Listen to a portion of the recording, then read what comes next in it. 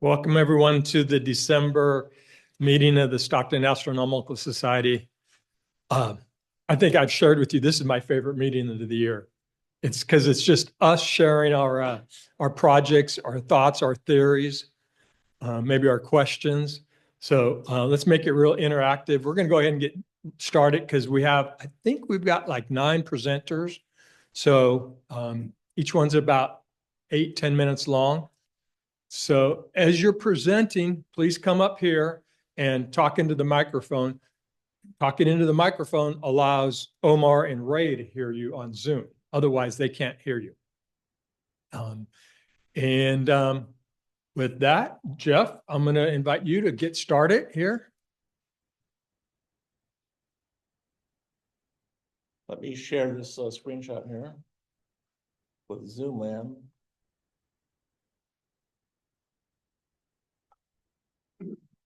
So are they on that or are they on this? Because I'm going to start with the mirrors. They can see that, but they can see. Do you not want to show I'm that? starting with the mirrors. Oh, okay. I'm sorry. So let me stop sharing. Okay, go ahead. Hi, I'm Baldwin. So I brought a couple of mirror projects and Lonnie brought a matching project. So the reason I brought these is to show you that we're doing meniscus mirrors now. And you'll see why in a few minutes we're doing it. So the camera's on me, right? Yep. Unfortunately, yeah. Okay, so this is a meniscus mirror, and you'll notice that it's really thin. And that's good because you can tell easily I'm holding it with, no effort at all. That mirror right there, it's an entirely different story. I'm not going to pick it up, but you can see it's 3 times thicker, so it's 3 times heavier, but it's heavy. And so there's reasons why we're doing meniscus mirrors. One of them is it's lightweight. So the cell can be lightweight, and therefore the telescope can be lightweight. So this thick mirror, that 20-inch scope, it's going to be 150 pounds. And on the meniscus mirror, that telescope's going to weigh about 60 pounds. So the 20-inch scope, pick it up with one hand and walk away. So that's one reason to do it. The other reason is, where's the camera at? Right here. The mirror is dome shaped, which is architecturally wonderfully structured and is strong. It will support its own structure way better than the flat on one side, curved on the other mirror. So when you put the telescope in a variety of directions, the mirror won't flex too much. It will, but not as much. The other thing is there's only 1/3 of the mass in it. So at nighttime when the mirror is cooling off, it's basically 3 times faster to cool off. And when the mirror is cooling off, 2 things happen. One is it changes shape. The other thing it does is it heats the air in front of the mirror, making the image blurrier. So cooling off quicker is good and good. The other thing is, on the large mirror, it's flat on the back and curved on the front. So it's thin in the middle and thick on the sides. So when it's cooling off and reducing in size, they don't reduce at the same rate because there's more thermal mass out here than there is in here. So you lose your paraboloid the entire time it's cooling off. Where with a meniscus mirror, it's uniformly shrinking. So even though it's still not perfect, it's perfecter. This was slumped by Greg Wilhite, who we lost a few years back, but it was slumped, annealed, and de-stressed. So the glass is good glass, even though it's not Pyrex, it's plate glass. It's good glass. The other thing is a 20-inch Pyrex blank now, Lonnie, what, $1,000 for blank? Easy, yeah. This 20-inch piece of plate glass was free. You could pick up plate glass on Craigslist for literally $0. And so we had a water jet cutter cut it out. So that's where the money's at. Then we slumped it. So there's less than $100 in that piece of glass rather than 1,000. And so Lonnie and I decided that we're going to take on a kind of different thing. There's a lot of guys doing meniscus mirrors, but there's 2 ways to make mirrors. One way is with the lap on the top and the mirror on the bottom. The other way is with the lap on the bottom and the mirror on the top. Everybody else does it with the mirror on the top. Lonnie and I, we're tool on top guys. So we decided we're going to come up with a way to make meniscus mirrors tool on top. So we needed to put the mirror on a machine so that it doesn't rock like this. Rock, right? Can't do that on the machine. So we cast a backer of dental stone and glass to the back and ground it co-spherical to the back of the mirror. Next thing I have to do is I have to flip it over and mill the other side perfectly flat and parallel to the ortho, to the, I guess it's called eigenvector point on the mirror, so that as the machine rotates, the mirror doesn't do any wobbling like this. Then the mirror will sit on there and we'll just work it like any other mirror from beginning to end. So mine is a 20-inch f3.3. Lonnie's, who's going to talk in a minute here, is a 20-inch f3.5. So my scope will be 66 inches and his will be 70 inches. And he's taller than me, so that makes sense. So before I pass it off to him, I have this other mirror here. Would you mind also moving that chair this over here? This chair here? Yeah, it's blocking your backer. There you go. Yeah, because my backer is so pretty, I want everybody to see it. I feel like Taylor Swift with a microphone in my mouth. I look like her too. So anyway, this is the backer. And as you can see, the back has not been ground flat yet. It's going to. It's spherical in shape, so that matches that. And there's a hole in the middle of it. And the reason there's a hole in the middle of it is the way I'm going to support this meniscus mirror in the telescope is going to be with an aluminum puck right in the center of the mirror, glued on there. It's going to hang on that, and that's going to have the 18-point flotation. The reason it's going to hang on that is so I don't have to have side supports on the mirror. And so in order to put the mirror on the backer and have room for the puck, I had to have a perforation in there. I had to trepan a hole in there. All right, so this is a normal telescope mirror. The word normal is sort of the wrong word, but this is called monolithic. It's flat on the back, curved on the front.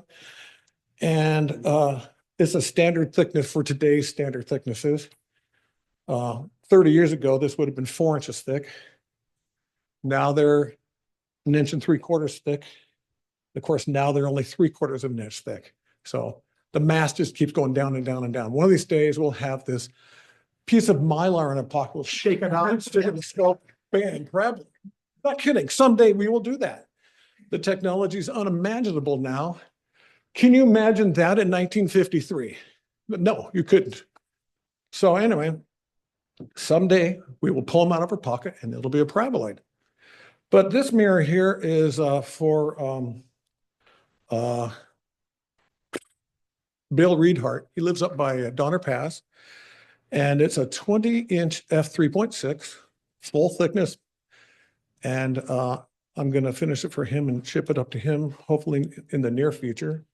But it is so heavy. I mean, I used to do really heavy mirrors, 200-pound mirrors. I was big and strong. Now I'm an old man and I'm broken. That thing weighs, I don't know, 45 pounds. What do you think? Easily. I would say 45, 46 pounds. It kills me to manage this mirror. And one of my fears is it funding the floor at high speed. So 16 inches, 25 pounds. 25, and this is, 1.5 inches thick. I would say this is 45 pounds easy. It feels like 60 pounds, but it's probably 45. I can hardly wait to finish it and get it out of my shop. So I think I've covered all the stuff I was going to. I'm going to pass this on to Lonnie Robinson.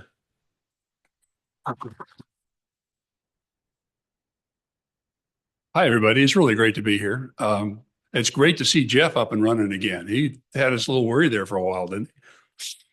Meniscus mirrors are really a new thing that's coming along. And obviously the weight is amazing. The Greg Whittle that slumped these mirrors picked one up in his fingers like this and just sort of held it out in the air. And I couldn't believe it. You know, I'm struggling with a small mirror trying to pick it up. But obviously there's a lot of things we're worried about. The thickness of a mirror, they always thought that it should be really thick because you don't want anything to affect the figure. It's a micron type thing on the surface. And any stresses on the mirror at all, even mounting it and so forth, can cause it to change just a little bit. So here we are with a 3/4 inch plate glass, not even Pyrex. And there's nothing wrong with plate glass, but it cools differently than the Pyrex does. It doesn't hold the shape as well as Pyrex will. But there's something about the meniscus shape. Being in a bowl like it is, I think it adds stiffness of its own because of this consistent thickness all the way through it. The bowl shape itself gives it rigidity. So we're hoping on that fact that it'll work. And also, I'm really worried about testing it. We've got a test system that is so sensitive that it picks up just about anything on the whole surface of the mirror. And you make one little mistake and there's your graph on your test jumping up. So this is going to be really fun. If this is like a little bit rubbery when we're grinding it and testing it, it's going to be kind of a ballpark testing situation where we can bring it into the curve and kind of nestle it in. Jeff talked a little bit about how we're going to mount it. He's got the hole in his tool. This is the tool that he's going to actually put on the turntable and then put the mirror on here and do the two together. So this is the tool that he ground the backside with, and it fits this curve perfectly. So when we put this together, I assume we put a very thin little rubber layer in between it and then do the top. So this will actually support the glass the best we can when we're grinding and polishing the mirror. Let's see. The other interesting part is mounting it in the telescope. And we go to all kinds of trouble putting the wiffle trees in the telescope. We've got anywhere from 18-point cells on a 16-inch to many cells, cell points on the back of the mirror to support it. This will still need that, but the edge support is really, I think, going to be the critical part, because the mirror being so thin, it'll do what we call potato chipping. When it sits on its edge, the weight of its mirror, the weight of the mirror itself actually bends just a little bit. And so we're going to try and support it with a metal puck on the back of the mirror, about the size of that hole. And the metal puck will have a bar come up from the center of the mirror to the top of the mirror box and actually support the weight of the mirror from the center portion right there. And then the rest of the mirror will lean back onto the little wiffle tree supports. So it'll have the multiple support on the back to even out the pressures on it. And I believe that's going to work really well for us. This is quite an experience. I didn't know that my future had a 20-inch mirror in it. Oh, by the way, I want to set something straight. Jeff made a comment. He said, he wanted me to bring the mirror up. He says, would you bring my mirror's little sister up? And I said, now, wait a minute. This is at least an equal equality here. It's going to be big brother or maybe a twin or something like that. But it's going to be a little bit longer focal length, which I'm not super experienced at doing the really fast mirrors, but this can be f3.5. So, but being large, you won't have a deep curve like a small mirror would be, and it'll be, I think I can handle it really well. We're going to try and, like Jeff mentioned, we're going to try and do the grinding on the top of the mirror. These guys are taking a whole mirror. These meniscus are fairly light, so they'll build a wooden frame for it. And it'll have little clips around the outside, and they'll tip it upside down on top of the tool.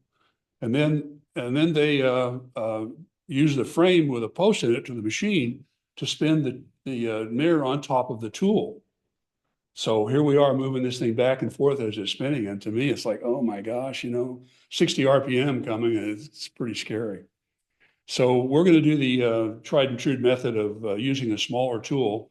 We'll polish with a 75% size tool that'll just overhang a bit. And it's what they call fixed post polishing. So we'll just spin it and put the tool right over let the tool overhang in one spot, doesn't move, and it'll polish the complete mirror out because it actually hovers from the center to about an inch or two over the edge.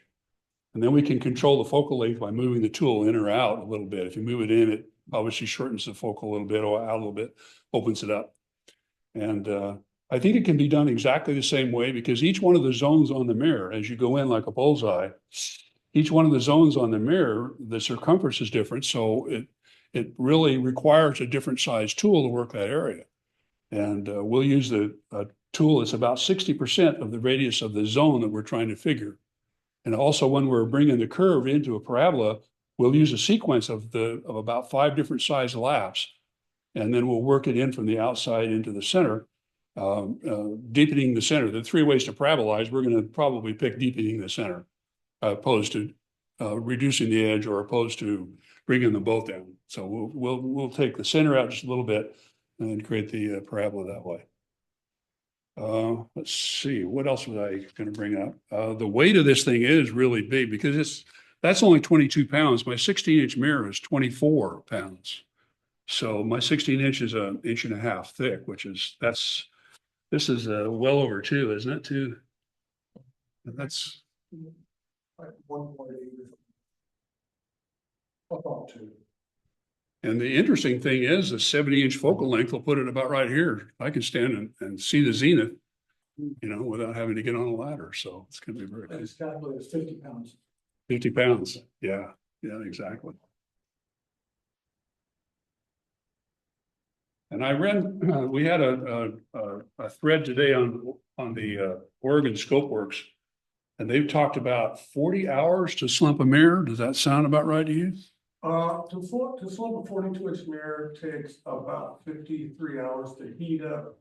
And then Yeah, it will cool down. that's in the ballpark. But that's a big So Jeff has got a Clint in his garage, and I saw this big thing on a cart. It looks like, a huge big brick thing, but the bricks are really light. They're like, I don't know what they weigh, but they're probably only 2 pounds or 3 a piece, something like that. Yeah. And he's going to build a Clint to do this. And Some people call that a kiln. That's what I was gonna say. I know it's a Clint to me. I don't. So slump means to heat up and spin the glass. Yeah. So he'll take a flat piece of glass and we'll build a mold kind of probably similar to this to put into the kiln, sorry. And then heat it up and let it just heat up enough just to slump, not to melt, but just to kind of bend and form onto this mirror. I do want to clear one thing. I'm not spin casting. I make a dome, then I put the glass on it, and then heat it up, it comes down and forms to the dome. So it goes down. Yeah. And the trick is with the glass, if you don't do it just right, if you get it too hot to begin with, it'll crack. If you let it cool off too fast, it'll crack because of the differential temperatures in the glass. So you got to be really slow on heating it and then allow it to slump and then be really slow bringing it back down. That's effectively annealing it. So it's going to be a fun adventure. We'll keep you up to date on it. Thank you.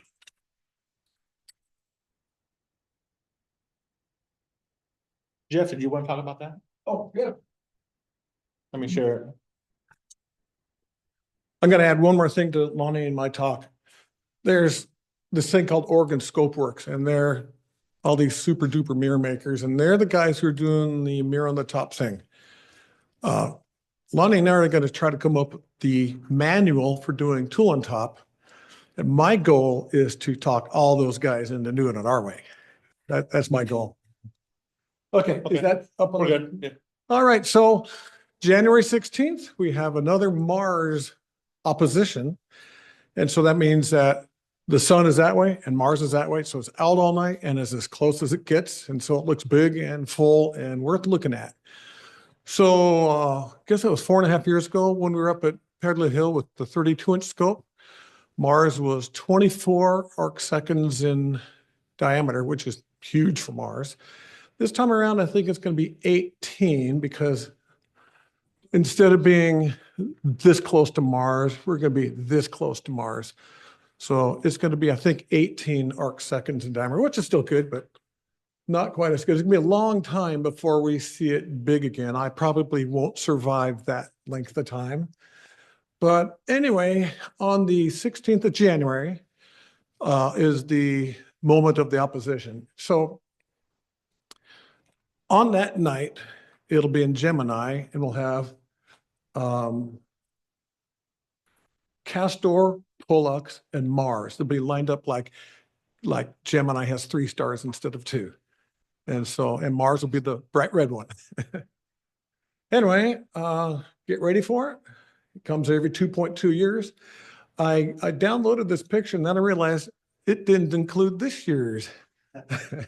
I went around and it's got 2018, 2020. It's like, hey, wait, where's 2022? So I stuck it in myself.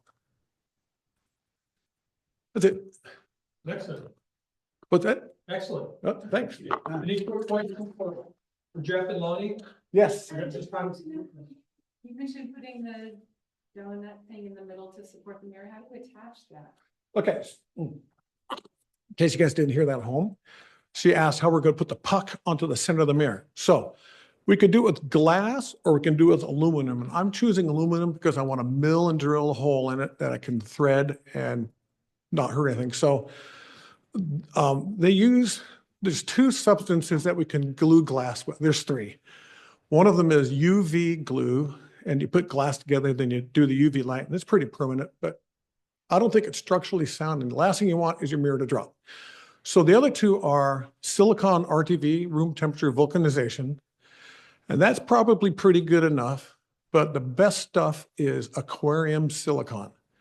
So I'm gonna put aquarium silicon on the puck to the glass, let it cure for a week, and that will be forever.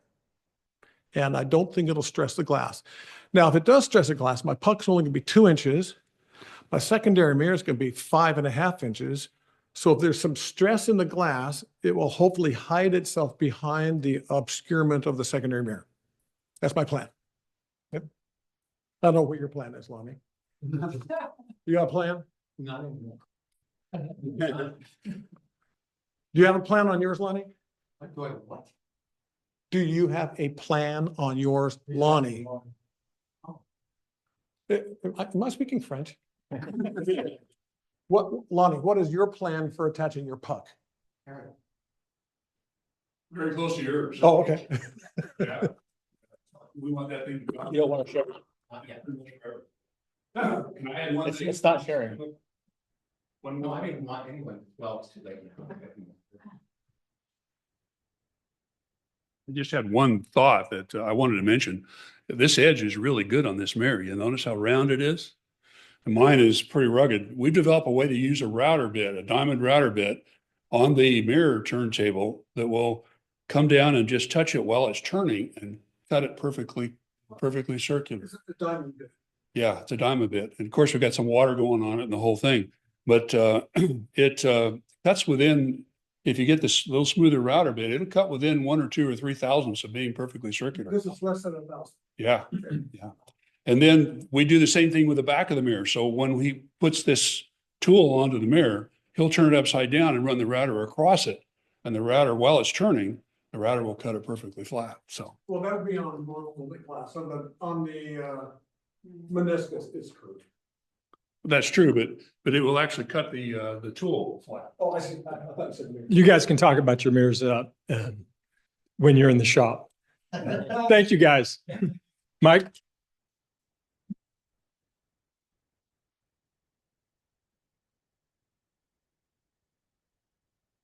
I think most of you know I have a 32-inch telescope. I've been talking about it for the last 50 years. And Tim asked me to talk a little bit about the advantages and the fun pleasure of having a telescope that big, but also there's a lot to it. And a lot of it's very annoying and difficult to work with. And so anyway, I'll go back just a little bit. When I was in high school, I got interested in astronomy, and I found a book by Neil Howard. It's called Standard Telescope Handmaking Book, I believe. And the very first sentence said, "Few people can look through a quality telescope without immediately wanting one."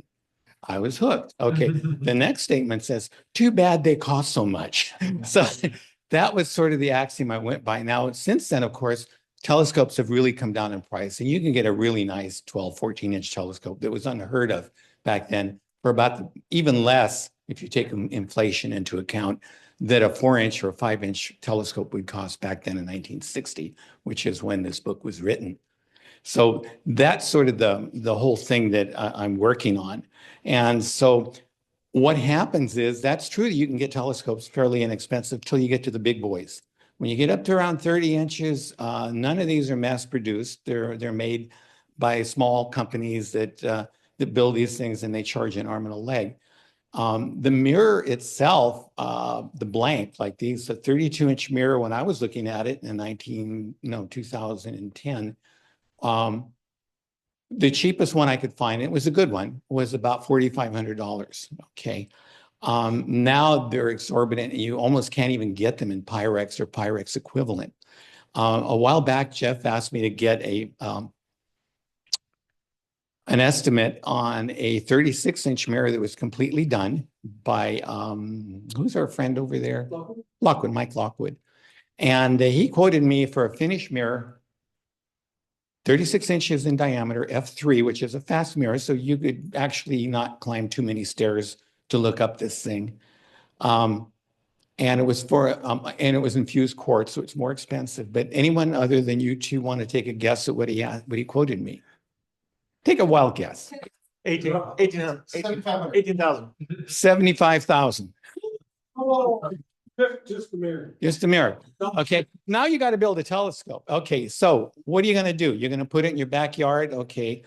Most of Central California, if you're going to put a big scope there, it's like owning a Ferrari and you're driving around up and down the alleys. It just doesn't work. You know, it's just too much light. You're not getting your money's worth. So now you got to haul it. So the next logical thing is you got to transport it. How are you going to transport it? Well, I lucked out. Jeff bought a trailer for me, so I use his.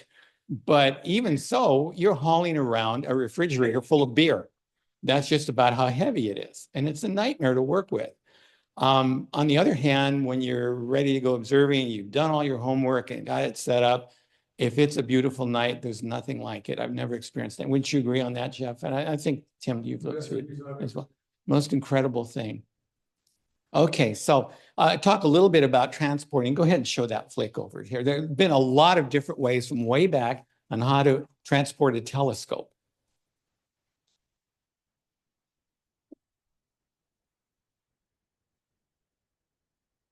And way back, as far back as the 1930s, people have come up with great ideas. Jeff sent me this. Now, how would you like your family car to be set up like that? Honey, don't park the car in the garage. Okay. Yeah, that's a 32 4, that's a 9.5-inch mobile refractor. Wow, what can I say? Okay, the next photo. This was in 1989. And this is exactly like my telescope, but longer. And back then they really didn't have ways of correcting coma very well. So you had to make it a little longer. This thing is gargantuan. I mean, it is just humongous. I think if that thing ever toppled over, which it could, because it's put on a Ponce mounting, which really is unstable. That thing fell on you. I think you pretty much it's over with. So anyway, yeah. What's the eyepiece there? I have no idea. Okay. I think it's just a rotary eyepiece.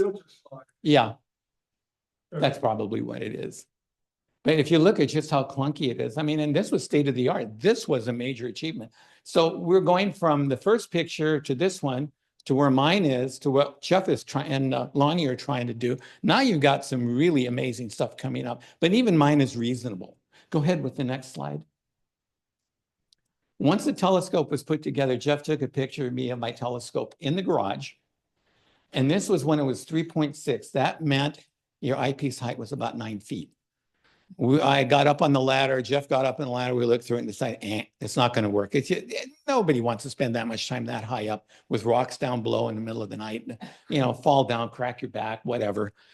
So anyway, we shortened it. This next photo took me forever to figure out how to do this, but it turns out you can order a trailer jack for $259 through eBay. And that will motorize your system so where you could just go ahead and move it around and put it into the trailer without having to push it. And some of the guys like Doug, you remember pushing that 30-inch telescope. I could just see you guys. It kind of reminded me of building a pyramid and pushing these big stones up on that thing. It was anything but fun. Okay, next photo. And so here, once the telescope was done, the idea I'm trying to show you is what's involved in putting this together. If you have a couple of beefcakes, Jeff was once a beefcake. Chris still is a beefcake, but he no longer lives here. And these guys could lift and do all kinds of wonderful things. And when you put it together, you can see the eyepiece height right there.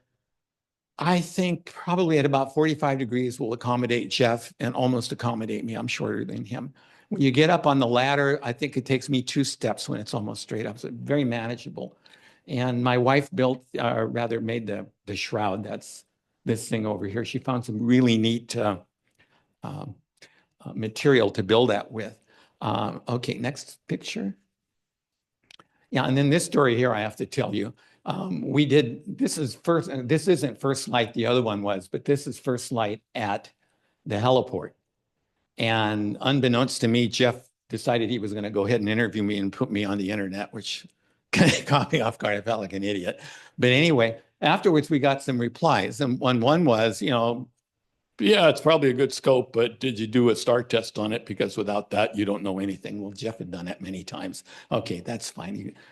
Then the last one was really hilarious. Someone wrote in and says, like the scope, but who made the shroud? Where can I get one? And so I told my wife, I said, she's the one that did it. I said, okay, there is a possibility for you to make some money. And she said, maybe your next husband or what is it? Your next wife will enjoy making them. I'm not going to do it. So end of story on that one. And yeah, either one, it doesn't matter. The last one is, again, the same guys. There's Tim as well. And it's set up there. And it kind of gives you an idea of how it kind of looks and operates. And so anyway, this is as far as I've gotten until the next step. It never had a drive or a direction finder or anything like that. So that's the thing I've been working on the past couple of years slowly, but I finally gotten to that. So here's some of the advantages with a large scope, as I mentioned before, is that you've got huge aperture.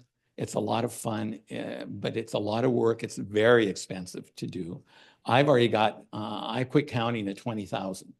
So, it really starts climbing very quickly. And I know I have more than that in there, but it's only money. What's that? Yeah. Oh, heck yeah, 75,000 for a mirror. Yeah. Okay, so go ahead with the next photo over there. And now I'm getting into what I'm doing right now. And that is trying to put a clock drive on this thing. And I chose Sidereal Technology out of Oregon. And they've got some of the best software and all the good stuff for doing that.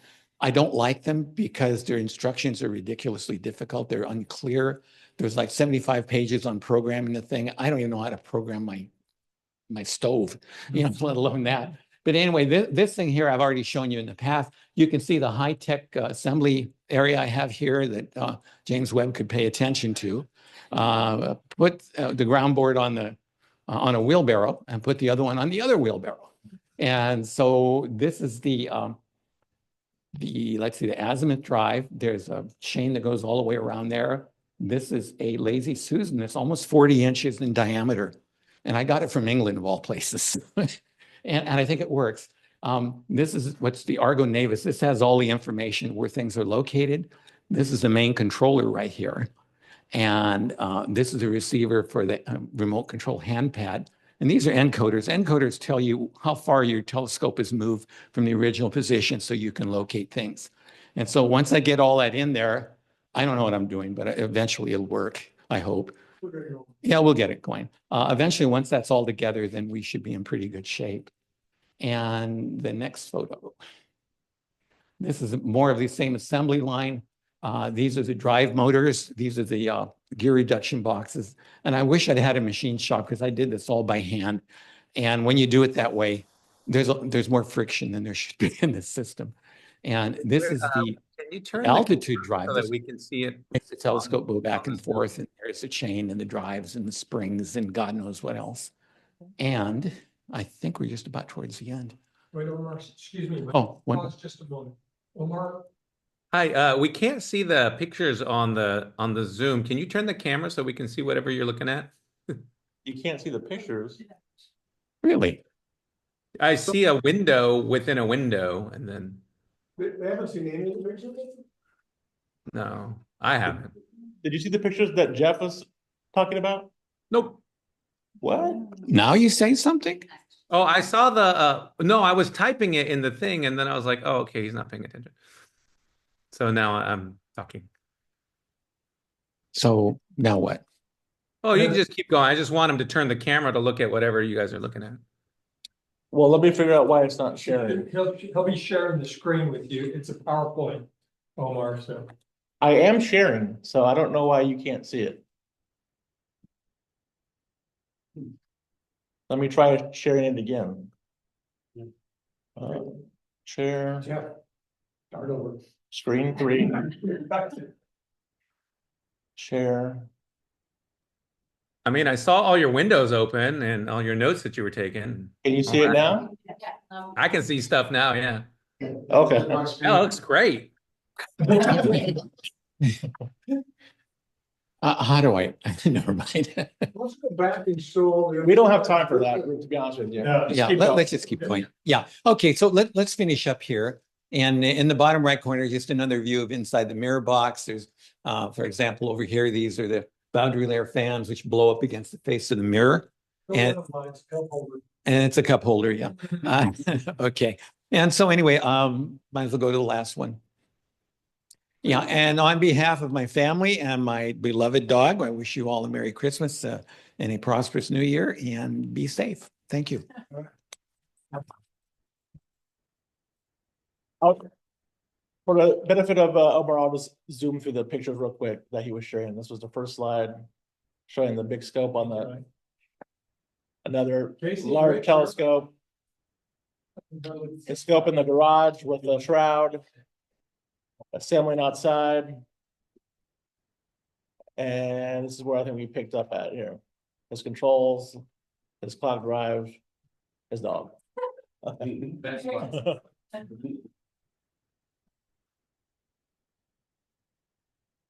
Okay, This one, right? that's fast, yeah. You can see that now, Omar, the birds? Okay. Okay. Hi, everybody. Unlike the prior two presentations, this will not be as technical, so. And I'm going to pretend I understood everything that was said before, but as you'll understand when I go through this, yeah, you'll get that I don't understand any of it. So it was recommended to me that I talk about my two hobbies, birding, used to be called bird watching, and astronomy. And sort of my entrance into the astronomy world as it is for me now. It's a more important hobby to me now, thanks to people that I've met through the club. And so I just sat down and tried to put a few ideas together while I was sitting on my couch last night. And as you'll see, I'm very detail oriented and very serious and specific and a great artist. We can see the next slide. These are my notes. Oh, that's not it. That one. Yeah, these are my notes that I was going to present today because I was just writing down things that I could think of to talk about. So because it occurred to me when I was asked to talk about this, that these hobbies are very similar.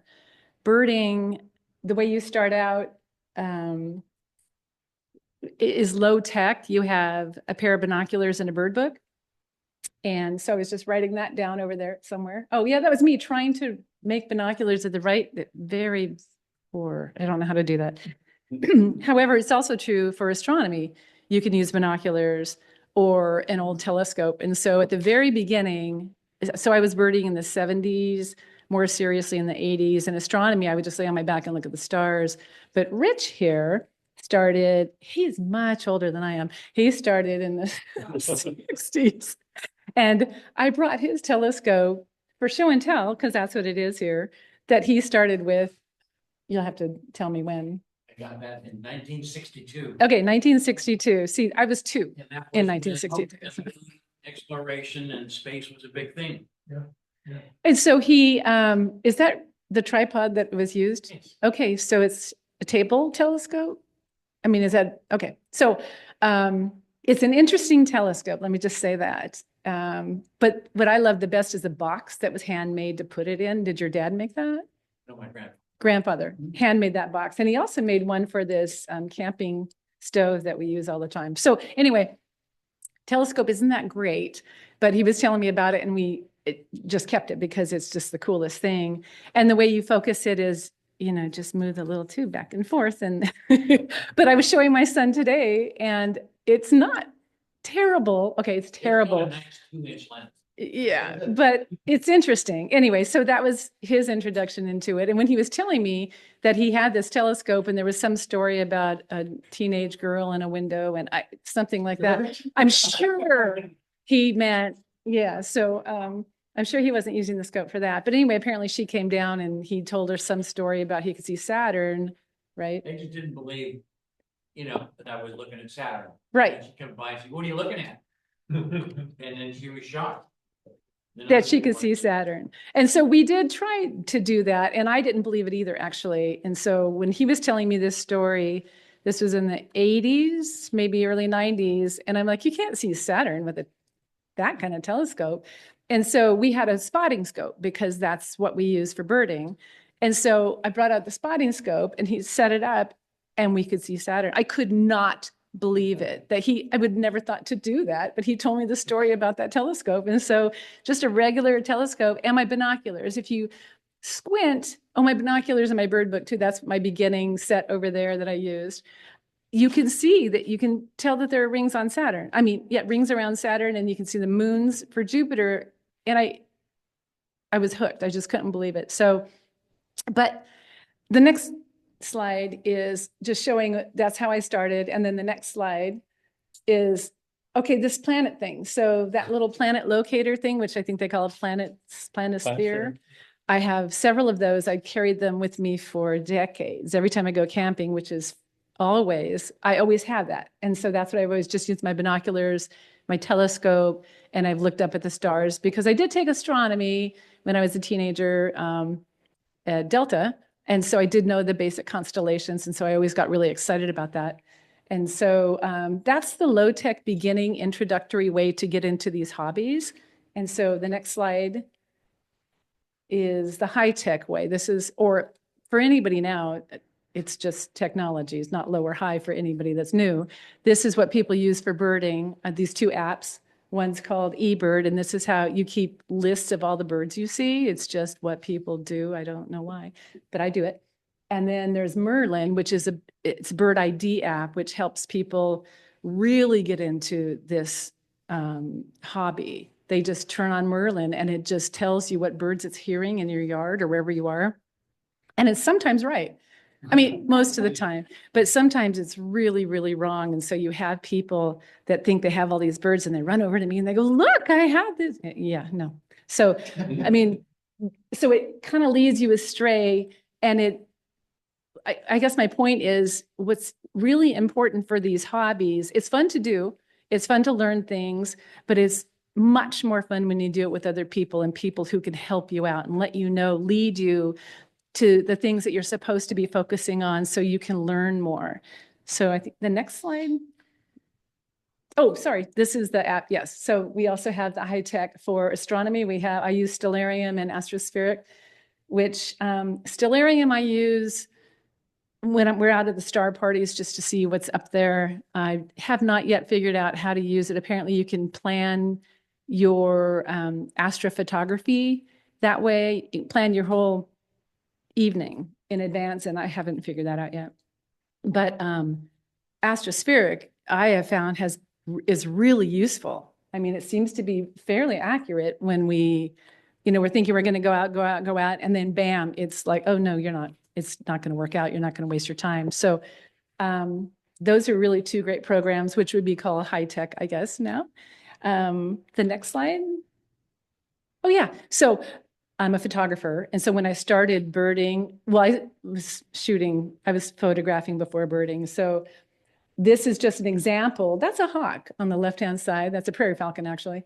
And over here, I don't even know. I think it's a red tail. That's what it looked like when I started birding and photographing in the 70s. Next. And so this was last week or 2 weeks ago in Solano County. We were on a bird trip. And it's a burrowing owl. Everybody knows that. They call them little ground owls. They're awesome. They're going to be listed as endangered very soon, but they're beautiful owls. And so that's, you work and work and work over decades, and you buy the right equipment, as you were talking about. You spend money and you get the right equipment and you learn how to use it, and this is what you get. So the next slide is my attempt at planetary photography. Yeah, that's how I'm starting. It doesn't get better, just so you know. This is. We're still in the 70s. And I was thinking I took some pictures through the Dob that the club has loaned me, but I don't think that was it with my phone. I think this was actually my DSLR from my house though. And I was happy with that. Okay. But that's the maximum. That's where I am today. And so I've hit this frustration point already. Next. Oh, that, we did do that. We did do the solar eclipse, and so I was happy with that. And that was just luck though. Next.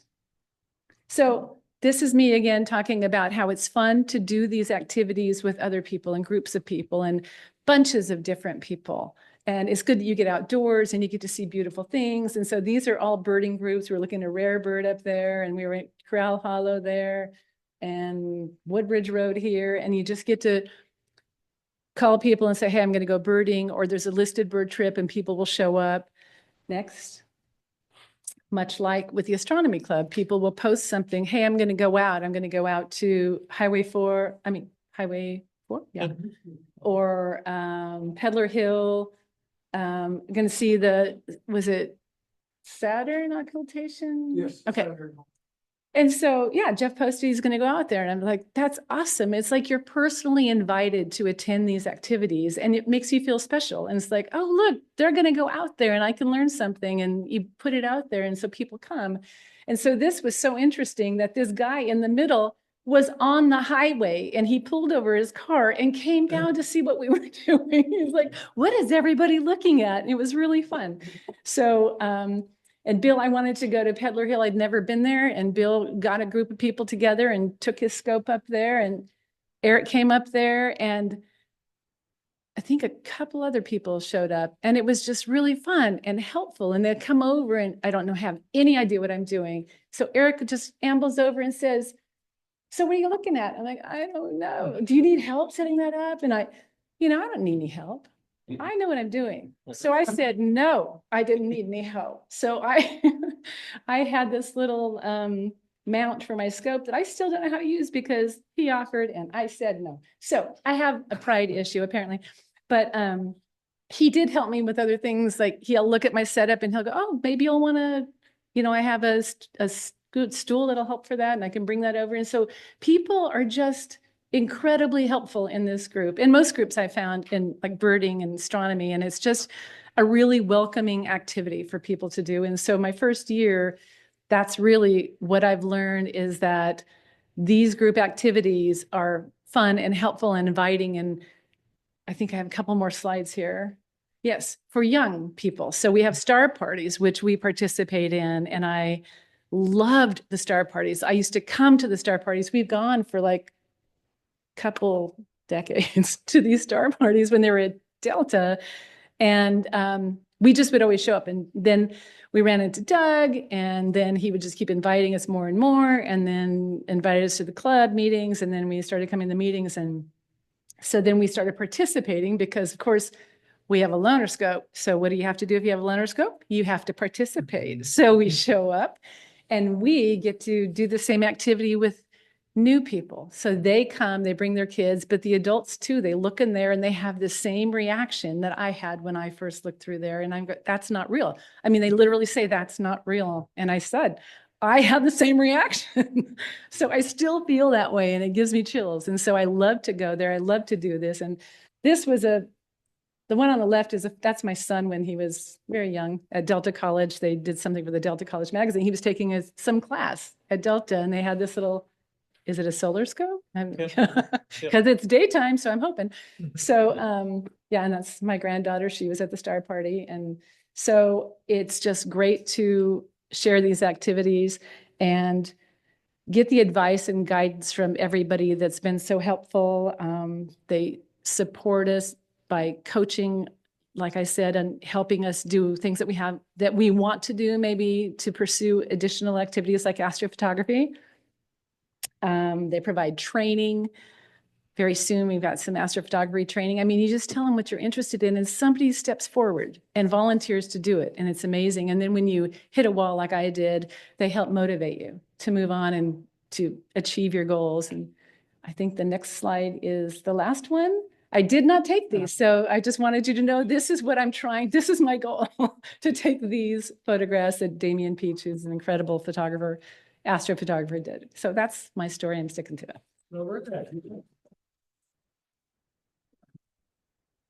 If you said that wrong, you're supposed to say, I took these pictures off the internet.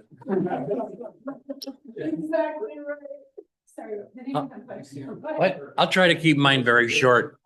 It was supposed to be sort of the differences between birding and astronomy. And what I sort of came up with was they're both seasonal. Like on this weekend, we have our Christmas bird count, which is on December 20th. And we're supposed to look for all of the resident birds, and they're generally always the same. Okay. And they call the winter residents. They also have summer, but they don't call them summer residents. I'm, confused about that. But if you go in the summer or in the spring, you're going to get another segment of birds that are completely different. At least, 75% of them are different. So anyway, it's a kind of a big count on December, but it correlates with astronomy. Basically, you guys have winter sky and you have summer sky, and they're different. The constellations are in different locations and different shapes, different forms. But I'm not an expert, so I'm not going to try to quote myself, but I would say if you went on December 20th, 2 years in a row, it's going to be fairly similar. And if you go on May 20th, 2 years in a row, those will be, I could be wrong, but that's my assessment. That's what my guess is. Since I'm sort of new to this, I'm probably in the 5th percentile and going up quickly. Last month, I was probably 4th percentile. Anyway, that's pretty much my portion. Excellent.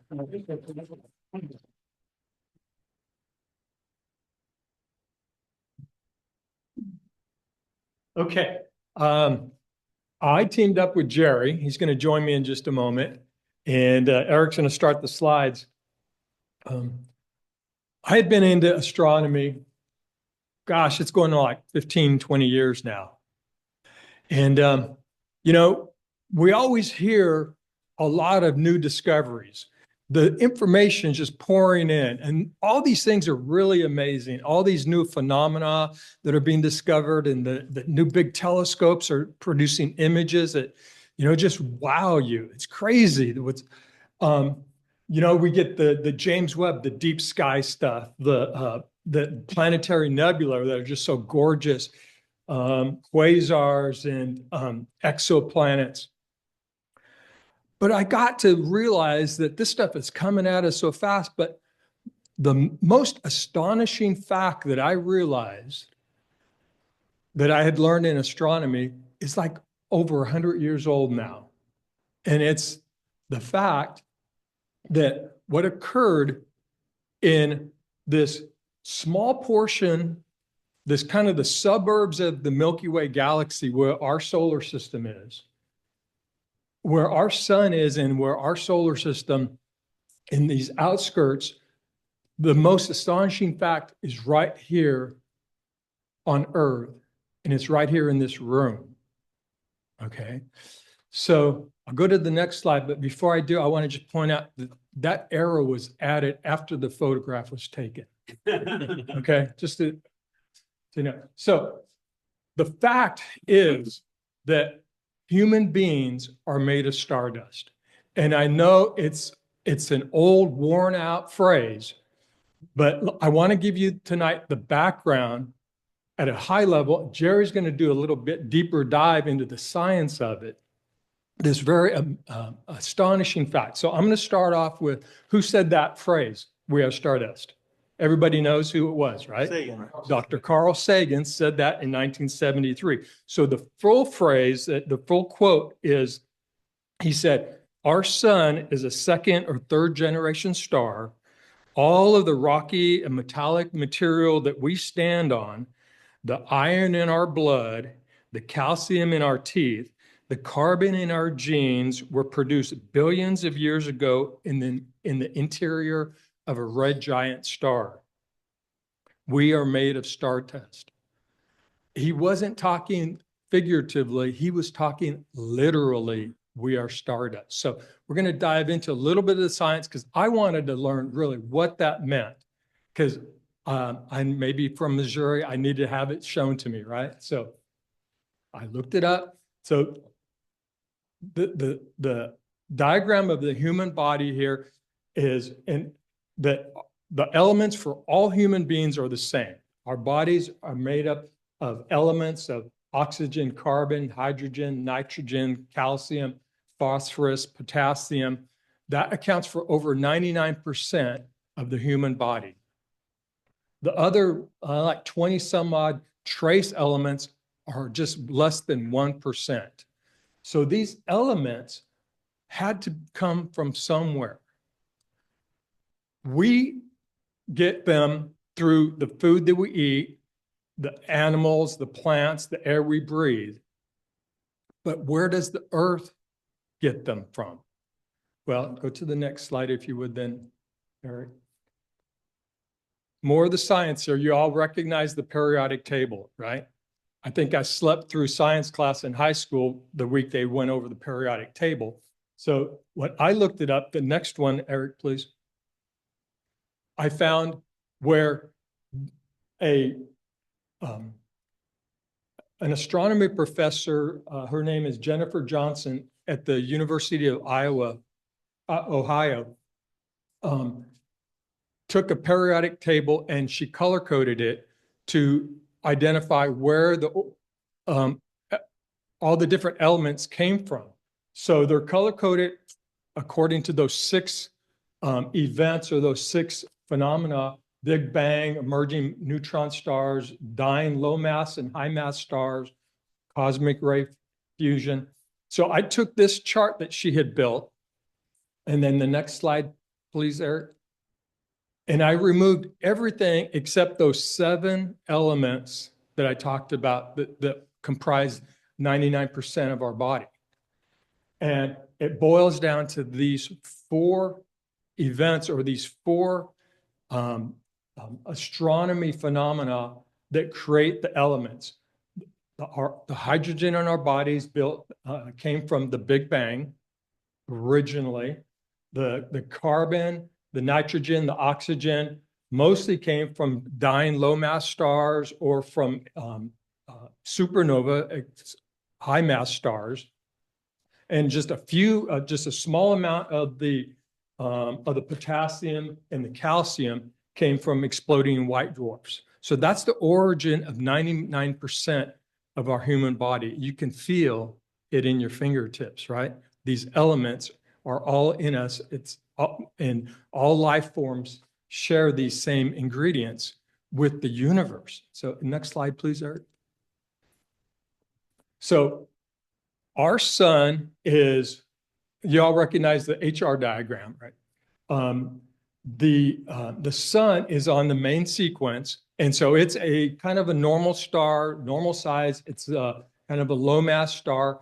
It's probably not going to do anything and at the end of its life, maybe turn into a planetary nebula and maybe cast out the elements that it's fused in its core. But really, the main contributor to the elements that make up life come from the red supergiants, the super high mass stars in the upper right-hand corner there. When they, at the end of their life, they go supernova and they cast out their ingredients, the elements out into interstellar space. If you go to the next slide, please. And an example of that is the Crab Nebula.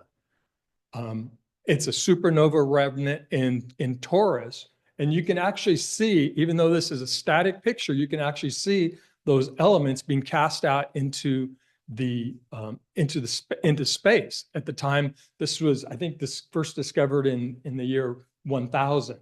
So it's quite old, but supernova are what created the majority of the elements. Jerry's going to talk more about supernovas, and what I'm discussing really, what I'm addressing here is stellar nuclear synthesis, right? Nucleosynthesis, right? Okay, next slide then, please, Eric. And so, The different colors are the different elements. right, because they produce different spectra.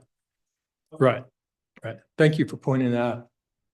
So these supernova explode. They cast out all these just billions of tons of these elements and these materials, and they sometimes condense back into stars. Those stars fuse more material, and then those stars explode again, and they form these planetary disks that then planets and new stars form. They coalesce and clump up, and then we have Earth with all the ingredients needed for life in these planetary disks. So that's kind of the high level concept of this most astonishing fact that I wanted to focus on. So if you go to the next one, Eric, it's really, I guess, a simple concept. The physics gets quite involved. Jerry's going to go into some of that, but to me, it's inspiring because it inspires deeper thought. It's almost like if you contemplate it long enough, you realize that when you're at your telescope looking at the universe, you are the universe looking at itself, right? It's just like you get all wound up with what happened at the depth of really the fact that the universe is in us and we are made of the same stuff of the universe. So that's what I wanted to share with you. And Jerry, if you come up and now pick up where I left off, right? Explain how all this works. So Tim left me a small, easy assignment. Explain how everything in the universe was made, explain how solar nova occur and why, and do that in 10 minutes or less. So can you put my photo up, Eric, please? Actually, I have one question. When you were showing the body and percentages, that had to be in weight, not percentages of actual atoms, correct? Correct. Yeah, it's by mass. Yeah, and this one doesn't show it, but the trace elements that were on there, that they sum to less than 1%. Not each one is less than 1%. It's kind of an interesting drawing. So what I decided to focus on in order to fit this into a reasonable time is just the three main elements that make up the human body: hydrogen, carbon, oxygen, and then I will go into how solar supernova work as well, what goes on there. Now, also, in order to keep to a time limit, I've got to follow my notes. Because when I tested this, just talking on my own, I went way over. My whole time was spent on the Big Bang. So I'm going to apologize for reading from my notes, but like I said, this is the only way to get it done. So I'm going to start with hydrogen because that's what was made first.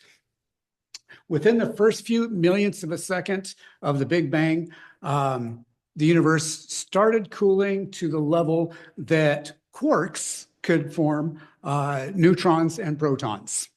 Okay, a proton is a hydrogen nucleus. So hydrogen appeared in the universe in the first few millionths of a second.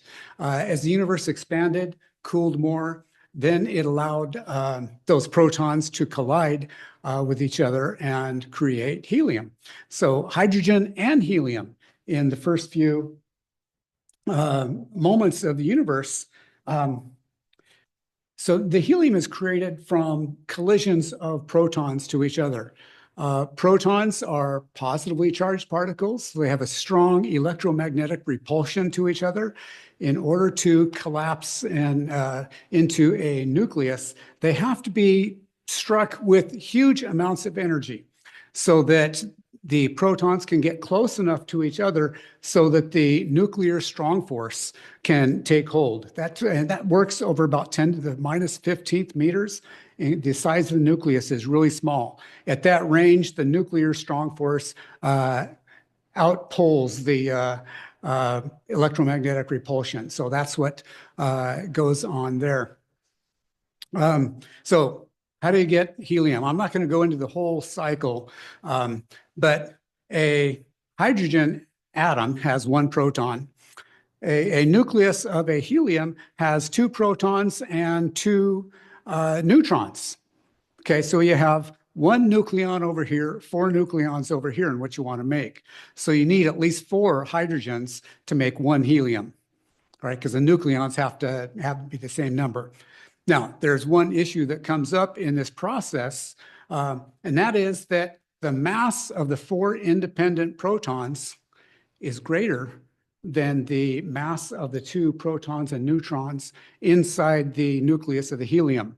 Sometimes the binding energy makes them actually somewhat less massive. But anyway, mass and energy have to be accounted for in any process. You have to have the same mass and energy going in as come out as came in. And so the short amount of mass that's missing shows up as energy. Right? E is equal to the mass times the square of the speed of light. E is equal to mc squared.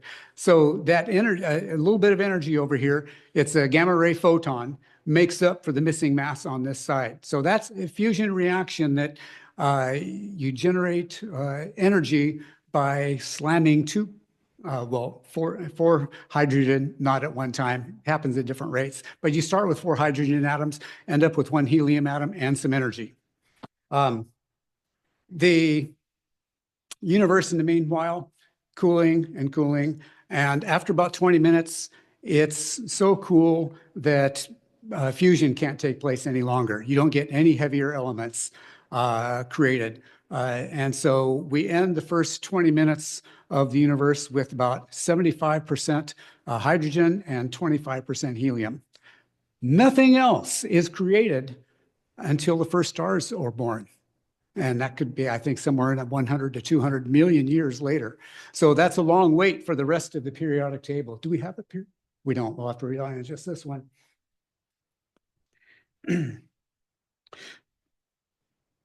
So we've got hydrogen. It's about 10% of this is a 9.5% on this chart, composed of the human body. So we've got space full of a whole bunch of hydrogen. Gravity tends to collect it, draw it into clouds. And as gravity compresses a cloud, the temperature increases. And we say that we have the beginnings of a protostar. Protostars radiate in the infrared, but they're not really stars yet.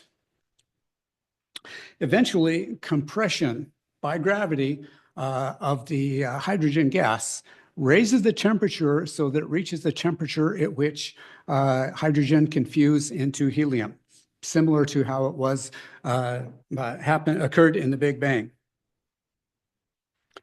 Once this happens, once we start fusion, we say that the star is born. This is what a star does. It fuses lighter elements into heavier elements.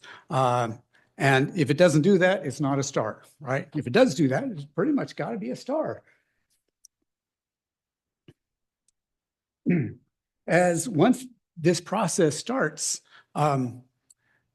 the star stops compressing. Gravity is trying to pull the gas in, but now it's producing energy as hydrogen is fused into helium. So there's this energy, this radiation pressure that's trying to push everything out. Gravity is trying to push everything in.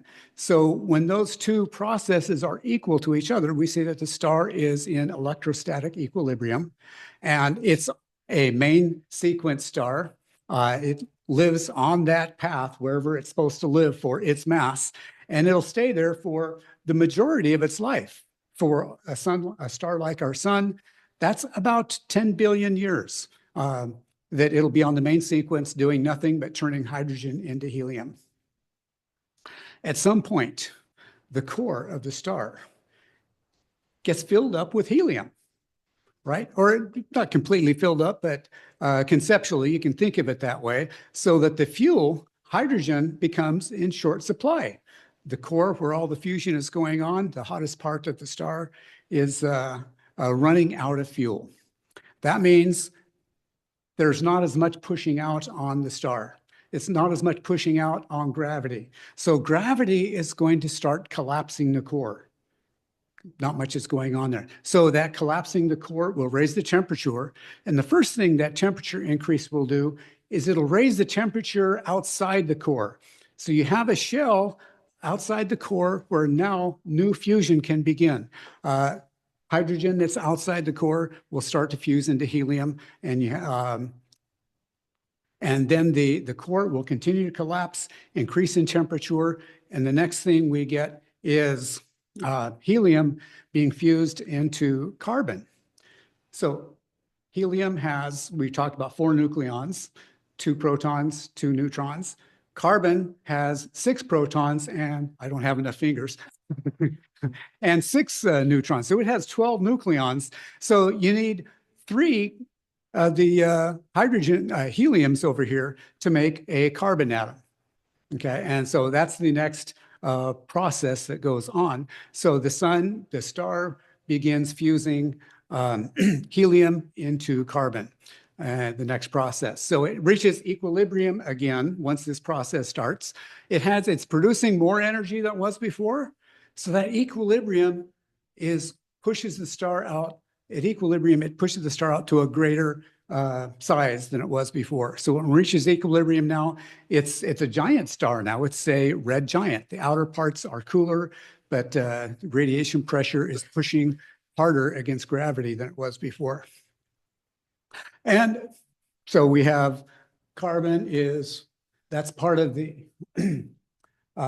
16, I think we have about 18% of this is carbon. So a lot of that was produced in, this says dying low mass stars. That's just the point at which the carbon gets finally released into the universe.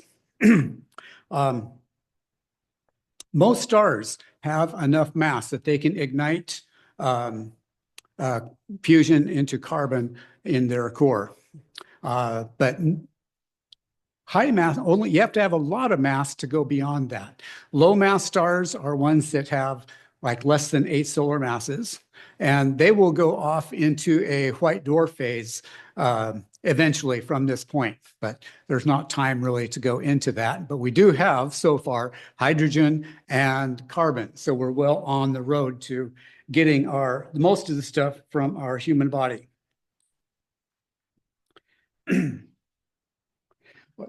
Yes, when the star is a red giant, it's no longer on the main sequence. It's in the elder stages of its life. It's past its prime. So at some point, it's producing carbon, and pretty soon carbon is going to fill up the core of the sun. It's not going to have enough fuel, enough helium to continue fusing carbon. That means not as much radiation pressure. Gravity is going to start shrinking the core again, raising the temperature again, and our massive star will get hot enough to begin fusion from carbon to oxygen. And the reason we skip around a little bit, the carbon, you can see where carbon is on there. It's number 6 on the table. You add a helium. A helium has 4 nucleons. Carbon has 12. You add the 2 of those, you get 16. What element has 16 nucleons? 8 protons, 8 neutrons. That's oxygen. So oxygen is the next thing that's produced in the core. So now we have burning helium and carbon combining into oxygen. There's a shell outside of that of helium forming carbon. There's a shell outside of that of hydrogen forming helium. So we have these concentric shells outside the core. They're all producing more and more of the earlier elements. The core is raising and getting hotter and hotter, so higher levels of fusion can continue going on. So we've got the 3 main components of the human body. We've got hydrogen, carbon, and oxygen. So we are well underway to seeing how all the elements of the human body are formed. But I said that we want to go into supernovas. So our massive star continues. The And the same story repeats over and over again. Now I said we're producing oxygen. When oxygen fills up much of the core, it's run out of its carbon and helium fuel. There's still helium because it's being produced outside the core as well now. But we jump up to neon. Again, add a helium to neon, to oxygen, and you'll get neon. So it generally goes in steps of 2 like this, simply because it's so easy to add helium to something to get the next thing. But this process repeats. Core collapses a little, raises the temperature till you're able to fuse heavier and heavier elements until you get up to iron. Iron is the midpoint of all of fusion reactions. For iron and below, you get more energy out than you put in. You collide to some particles over here and you get out the fused product plus some energy. We say that's exothermic. Once you get past iron, the process absorbs energy. Okay, so you get past iron and you get up to, let's say you add a helium to iron and where are we? Yeah, you get nickel. That's an endothermic reaction. Nickel is produced and it absorbs energy. So now there's no more fusing of iron. The core is collapsing, temperature is increasing. Let's say that we're fusing to nickel.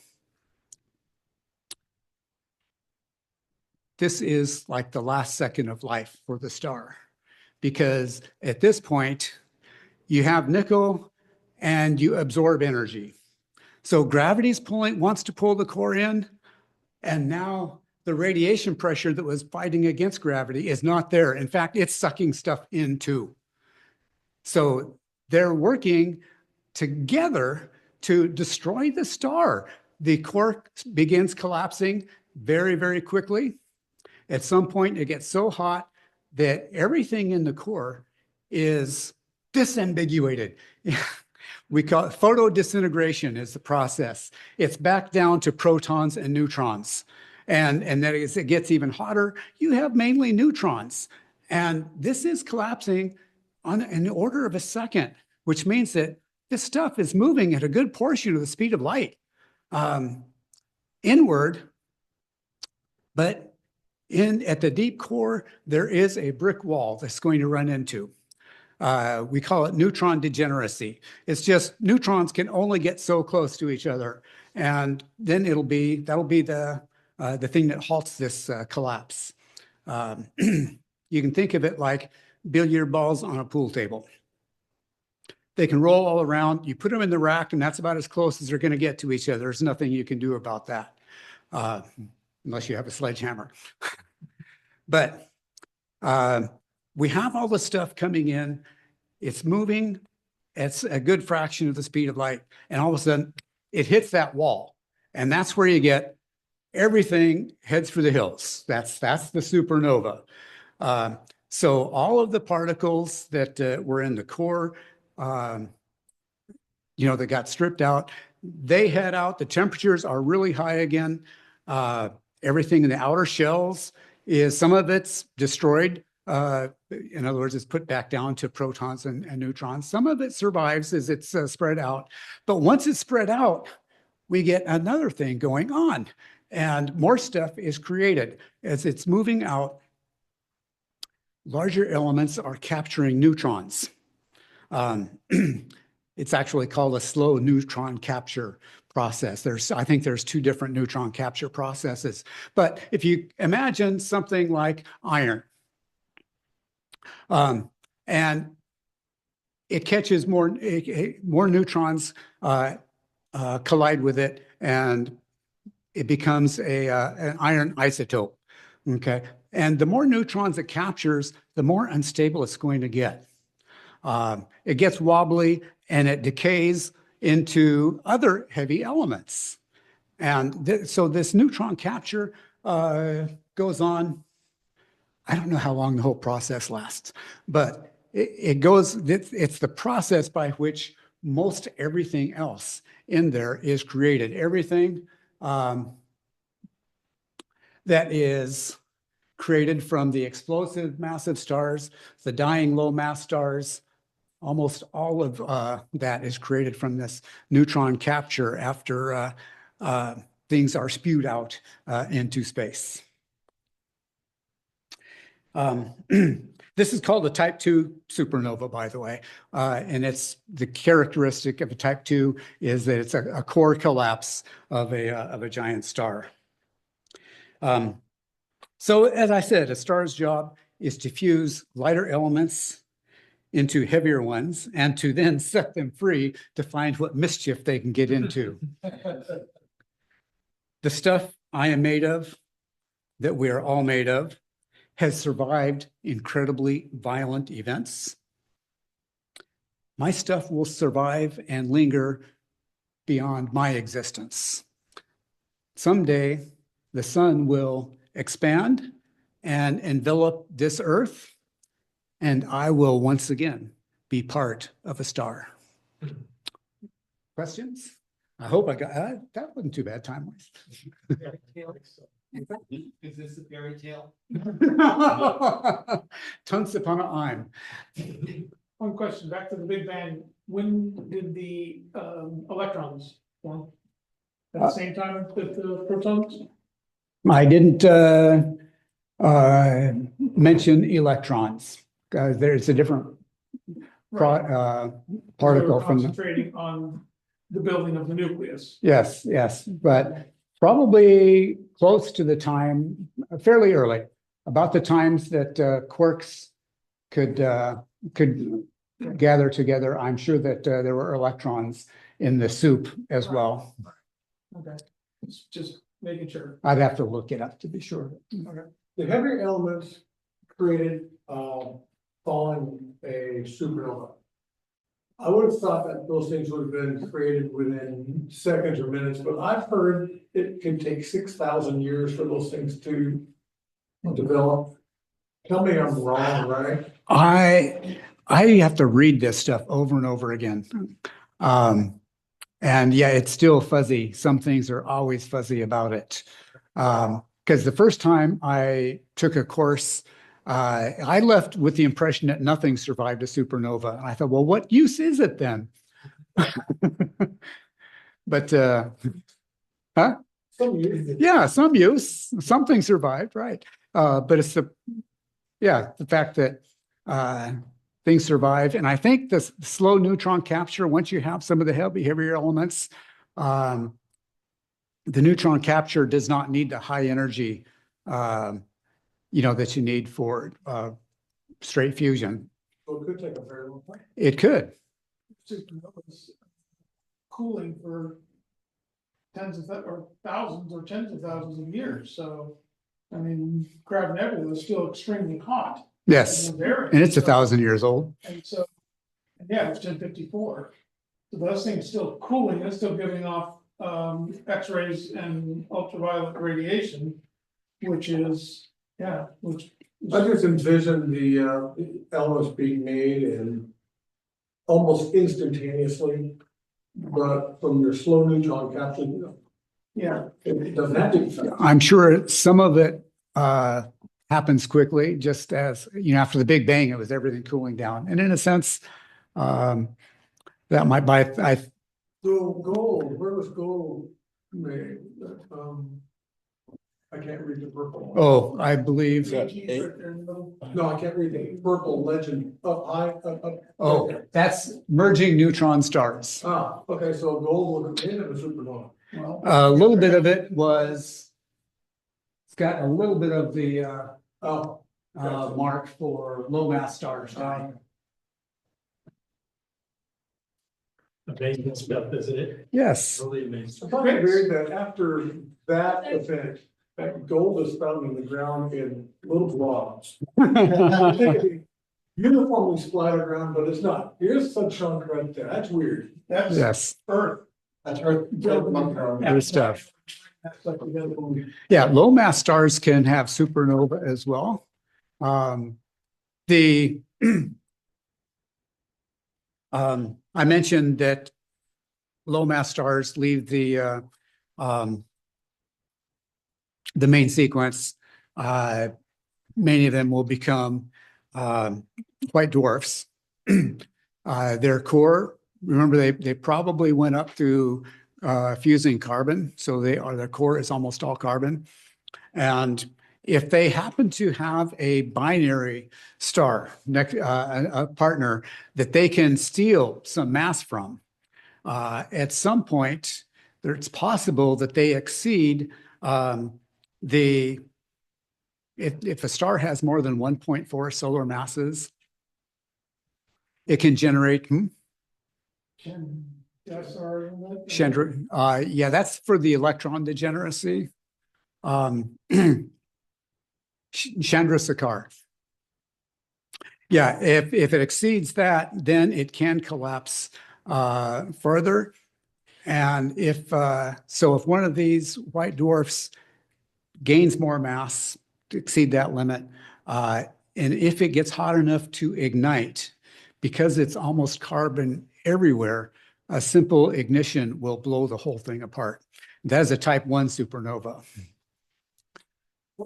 I know that the uranium on Earth, been here for 4.5 billion years, can decompose to this star, and this star, and this star, and then finally ends up at lead. And Yes. it sort of stops there. So I don't see that process anywhere here. I see this is made of this bit, this made of this bit, but I don't see where the big stuff was made and then decomposed back down to the little stuff. That does not show on here. But yeah, uranium is unstable. It has a long half-life, but it will gradually decay. And in most cases through a chain of events and into lead. Lead is very stable. But yeah, that's a whole nother process. The one force I didn't mention here, we talked about the nuclear strong force, electromagnetic force, and gravity. The fourth force is the nuclear weak force, and that kind of rules over nuclear decay and controls that process. Right, so there's got to be a bunch of these decayed results here that aren't on those 6 squares up there. So there's, to me, I'm saying that's not the only 6 ways stuff can be made. Stuff can be made. None of the man-made stuff is on here. Right, not like lead. It says it's made from that or that, but I think most of lead on Earth is made from the decaying from uranium. Oh, Yeah, that would be depicted It in that uses, chart. those processes to get to the big one and then decays into, okay. It's a process that's outside of a sun. It takes those processes to. if it's via slow neutron capture, it might show up on here. But no, you're right. Unstable elements decaying to more stable elements. I don't think is represented on the chart. What's that? What is technetium? It's number 43 technetium. It's like, you can't find it anywhere in nature. TC, I do not know. Oh. Anybody know? Okay. We'll get back to you. Thanks for looking. So basically. Look it up and share it with us next December. Thank you, Jerry. Excellent. Thank you. Basically, it's just a mess. Michael Warzika has a presentation I'm looking forward to. Thank you. He's gonna talk about that. Yeah. Thank you, Tim. So as soon as Eric gets the presentation up, I'll start talking.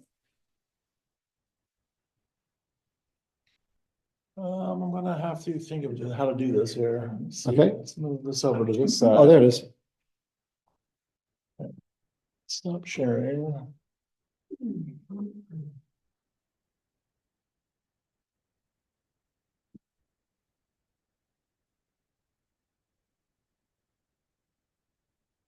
Everybody doing okay? Good. We're gonna run a little bit late, but I think we'll be okay. Yeah. I promise not to go long.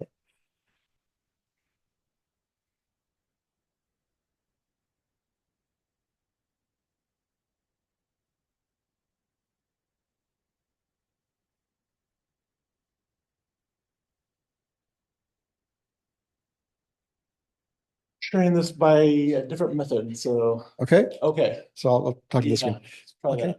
Okay, this was a trip I took last month to the Cradle of Aviation Museum in Garden City, New York. And I traveled to New York several times a year. I'm not a New Yorker, I'm a Michigander, but let's turn on. I think you have to advance it. So next slide, please. Oh, it's not working? No, it's not working.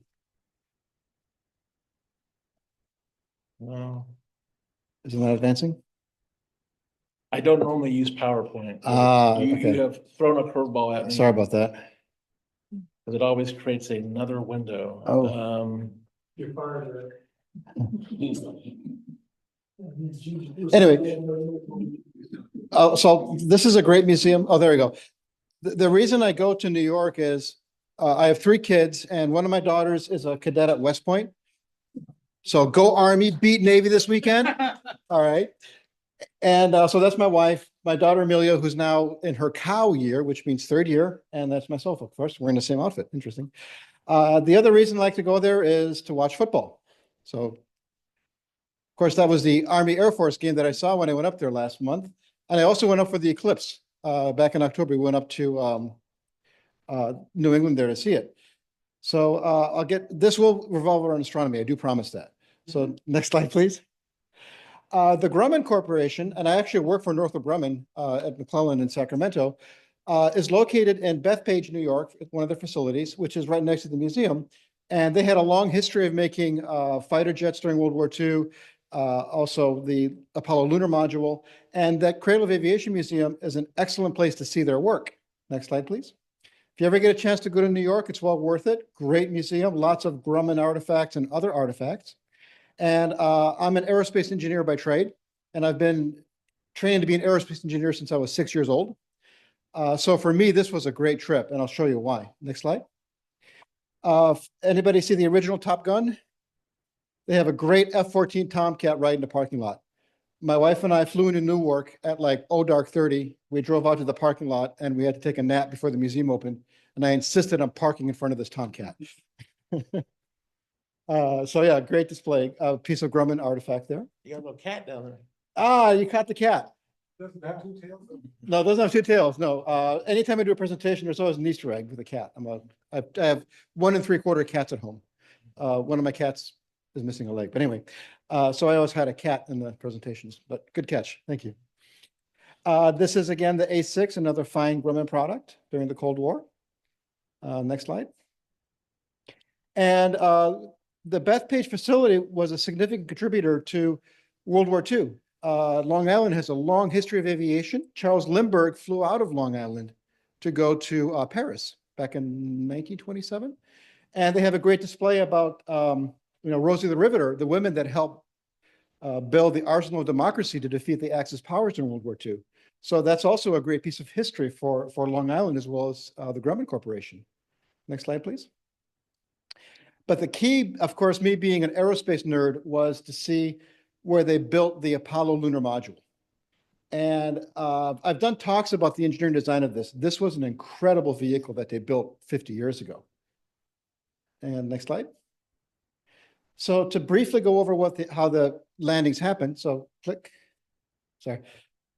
Basically, we built a huge Saturn V in the 60s, took 3 guys into the Saturn V, flew to the moon. So go ahead and click. Yeah, again. And one more time. And to do the moon landing, this huge rocket launched 2 spacecraft. You had an orbiter, which would house all 3 astronauts, and that would bring you back home. This would orbit the moon, and then this dedicated lander would leave lunar orbit with 2 astronauts. 1 astronaut stayed in the command module. They would land on the moon, and then they would use the top of this vehicle to come back to the command module. And this was the first spacecraft ever made that only worked in space. This cannot fly in an atmosphere, and it cannot come back to Earth. Next slide, please. And I think this advertisement really sums up the lunar lander. And yeah, I mean, if you have no aerodynamic forces, you have no reason to fly through an atmosphere, you don't care what it looks like because it doesn't have to be aerodynamic. So it's built by pure engineering function. Okay, click. Okay, keep going. So, okay, click one more time. Okay, so Grumman built 15 flight-worthy lunar landers. And one was used on an autonomous test prior to the astronauts flying into the moon. Click. 2 lunar landers were used for crewed test flights. One in 69 to fly in Earth orbit and test out the lunar lander. And one in also 69 to go all the way to the moon, come within, I think it was 40,000 feet of the lunar surface, and then fly back to the orbiter. So they did everything on this mission except a landing. And then, of course, next slide, please. We had 6 successful lunar landings with the Grumman lunar module. It worked almost perfectly on all those landings. And then, of course, next slide. And we had 1 rescue, Apollo 13. That lunar module saved the lives of 3 astronauts because when the command module stopped working, they hobbled back to Earth using all the consumable systems and power of the lunar module until they could get to reentry from Earth orbit. Next slide. There were 3 that never flew, that were built as flight hardware, but never flew. And they're in 3 different museums in America. One thing is a lot of the lunar landers you will see were not flight hardware. The one at Bethpage I will show you was flight hardware. And it's really cool to see an actual flight hardware versus a mock-up. Next slide. 2, unfortunately, were scrapped. In the early 70s, the Nixon administration canceled 3 Apollo flights that were supposed to happen later in the 70s.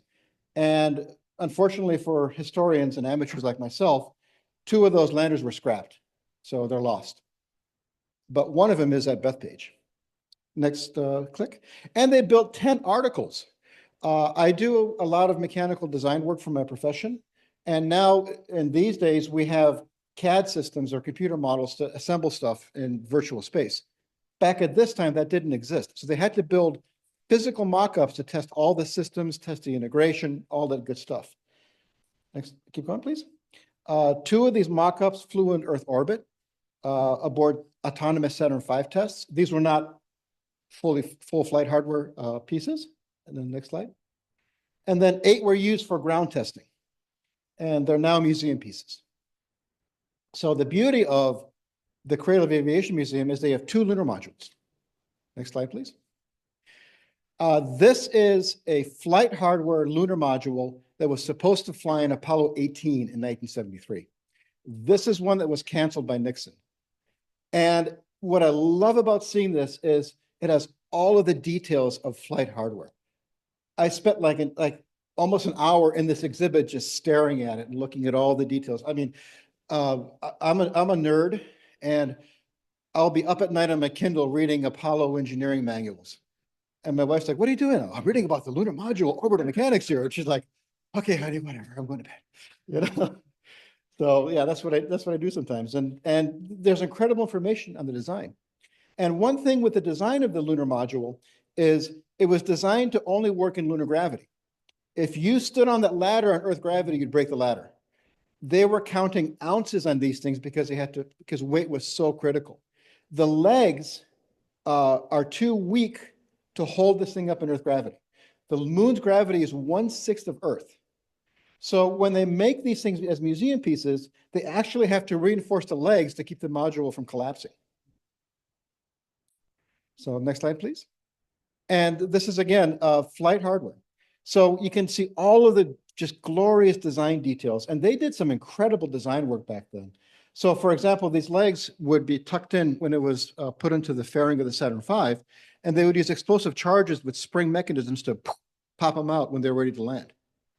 And again, it was a disposable spacecraft, so they didn't worry about having to retract the legs again.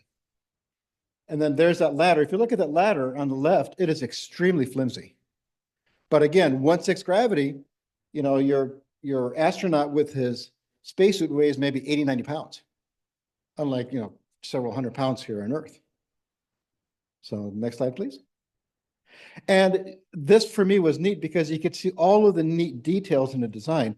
On the left, you have the window to look through it. And the windows are extremely small because glass is heavy. And that is fused silica glass that'll take up, you know, that'll take high temperatures and temperature extremes and be stable thermally. And it's kind of hard to see, but they had actually patterns and gradients etched on the glass that were set for the height of the astronaut commanding it and flying it, because they would have range finding gradients so they could actually range find how they're landing on the moon. And these are the RCS thrusters that were used to set the attitude of the spacecraft as it's flying. These would just like rotate it or move it to set it up for landing or takeoff or whatnot. And also they had a blast deflector. You can see here, because it was actually impinging onto the lander, they discovered that during some of their test flights before they went to the moon. So they put this impingement mechanism on there. Next slide, please. They had simulators there, where this is where the astronauts actually trained before a lunar landing. And again, these were all analog. This is before we had computer simulators. And it's remarkable technology what they pulled off 50, 60 years ago by having an analog trainer. And you can see this is split in half. On the left side, you've got the forward compartment where you can see the two windows, and the astronauts would be standing here. To save weight, they didn't have any seats. So the astronauts would stand. They had little bungee cords to keep them from floating away. When they took off again, it was like an elevator ride, they said, because they had like less than a G of force. So it was not a problem to stand there and pilot this thing. And in the back was the equipment bay on the right, where they could train to figure out how to put on their spacesuits or pull equipment out of the aft bay in the lunar module. Next slide. And this was neat because, staying up at night while my wife is asleep reading engineering manuals, I learned about all this stuff. So, so for example, when they were landing, if you ever watch the films of Aldrin and Armstrong landing, you will hear a command right before landing where they say contact light. And what happened is they had these cables hanging off the foot pads of the lander. The moment they touched the lunar surface, which was about 6 feet up, a contact light came on and they cut the engine. They didn't have the engine on all the way down to the surface because it could kick up debris and other dangers. So they would basically float down to the surface. To absorb that, they had these massive honeycomb,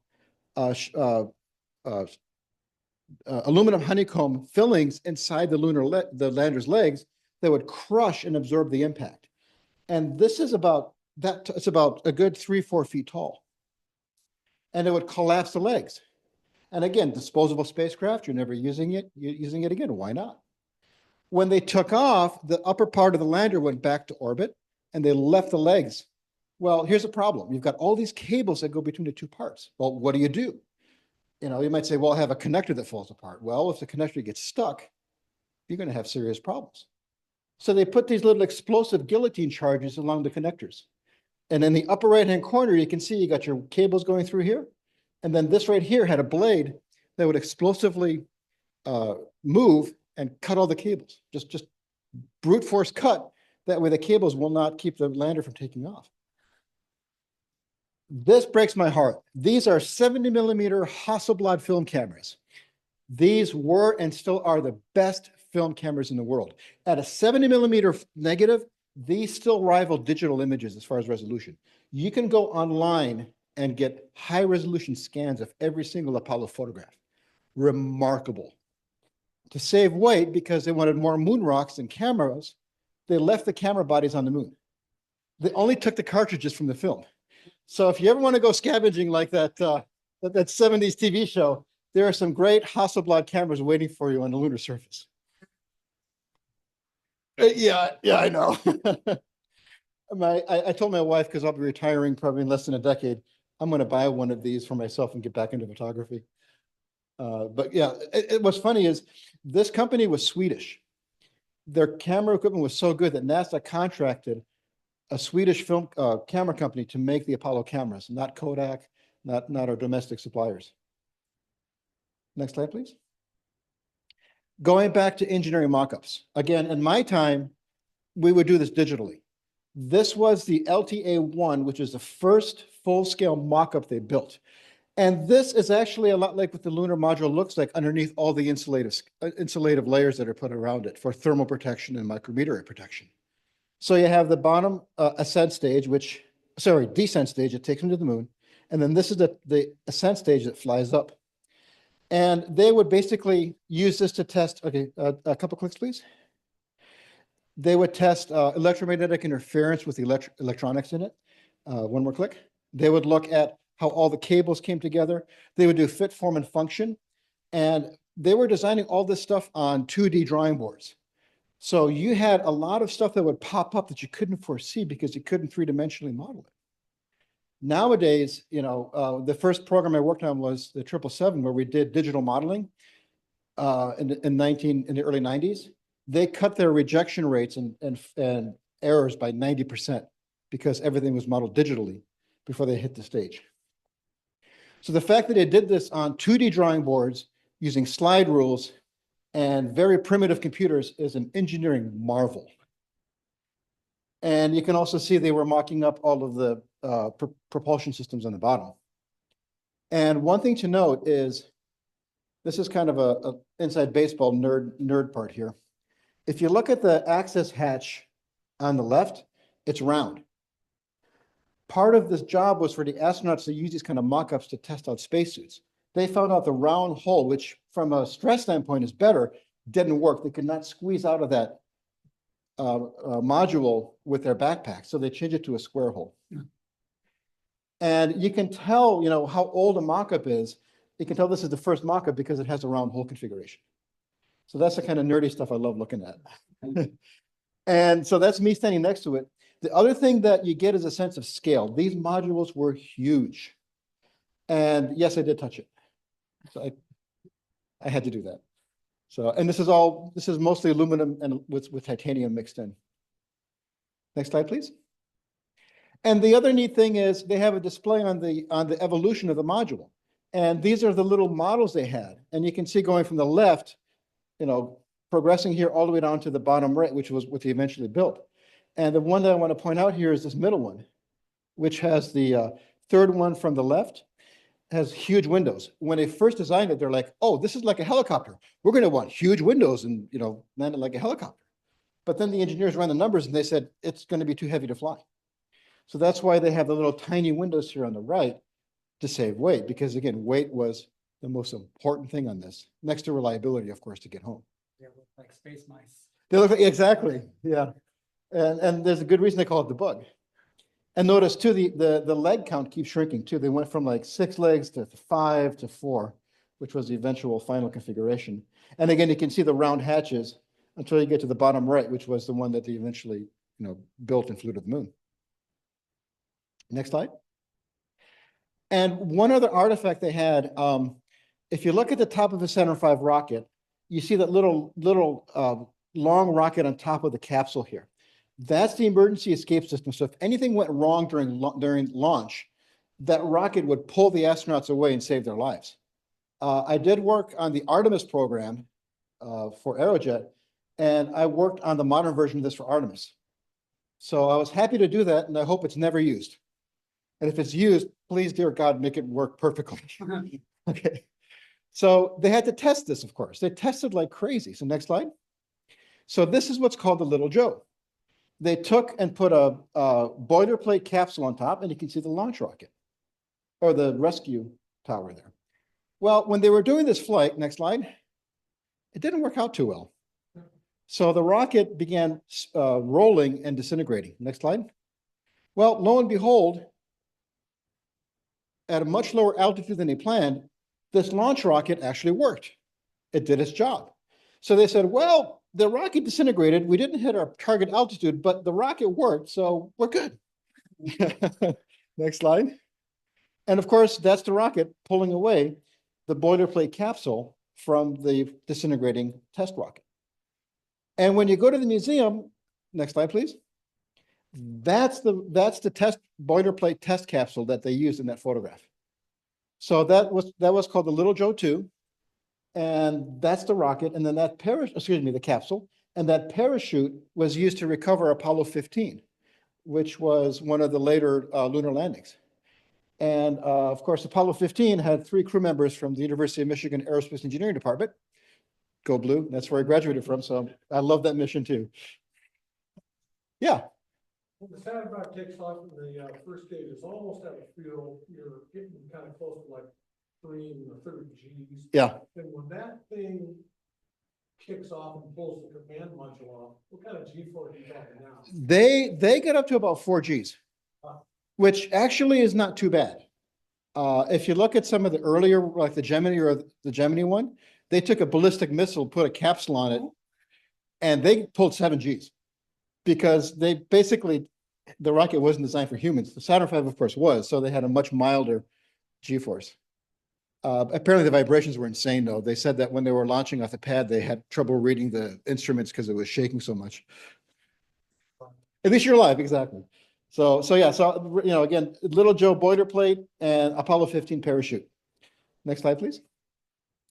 And there's other really good space stuff. This is the Gemini capsule, which was the previous program before Apollo. There were 10 Gemini flights that went to low Earth orbit and tested all of the procedures for flying to the moon, orbital changes, orbital rendezvous. They tested the system for up to 2 weeks in space to make sure the hardware would work. Fuel cells were tested, et cetera, et cetera. The next picture from the right is, of course, shows Sputnik, which was the first satellite sent by the Soviets. Below that is a Mercury unmanned capsule that was used prior to Alan Shepard's flight. The spacesuit is from Tom Stafford, who commanded Apollo 10, which did a dress rehearsal around the moon. And then, of course, there's a really cool scale model of the Saturn V, complete with a flame deflector in yellow on the bottom. I was really happy to see all that detail. So I was in hog heaven in this museum. My wife just kind of sat there on the bench just watching me for several hours, just going crazy here. Next slide, please. And so that's it. The last slide I'm showing you is a painting done by Alan Bean, who was a lunar module pilot on Apollo 12, the second moon landing. And he became a really good a professional artist after he retired from NASA. And this shows basically the descent stage, which we saw with the legs, and then the ascent stage taking off and going back to lunar orbit to join the command module, transfer the crew to the command module. They would dump the top of the lunar module and then fly home. So any questions? Happy to answer them. Lonnie. Oh, that was actually, that was with the F-14. Yeah, because oh no, I didn't put it in there, no. But I had to put the cat with the F-14 because what's the nickname of the F-14? Tomcat. Yep. So yeah, so Eric spotted the cat here on the side. Eric, back up one slide, please. And Michael, what suit did you say that was for General Stafford? That was for Apollo 10. And Apollo 10 did a dress rehearsal. They took the lunar module and command module to Earth orbit, right? They got within, I think it was like 40,000 feet of the surface before they went back to lunar orbit. And Tom Stafford flew one more time on the Apollo Soyuz program, but he never walked on the moon. We've had Tom. Yeah, he passed away, unfortunately, not too long ago. But awesome. Oh, I wish I was there for that. So, funny story about Tom Stafford. Apollo Soyuz, it was in 1975. That's the mission I saw when I was 6 that began my long journey into this profession. But you had a Apollo spacecraft go up to Earth orbit and then a Soyuz capsule go up and dock. And you had 2 Soviet cosmonauts and 3 American astronauts. So in running that program, what they did is they said the Americans will speak in Russian, the Russians will speak in English. So Alexei Leonov, who was the commander of the Soviet side, said, we spoke 3 languages in space. Because Tom Stafford's from Oklahoma, he goes, we speak Russian, we speak English, and we speak Oklahomsky. Because Stafford, of course, had the Oklahoma drawl, and I could just imagine his Russian with that Oklahoma drawl. But yeah. So. Any other questions? Excellent. Thank you, Ryan. Thank you. Yep.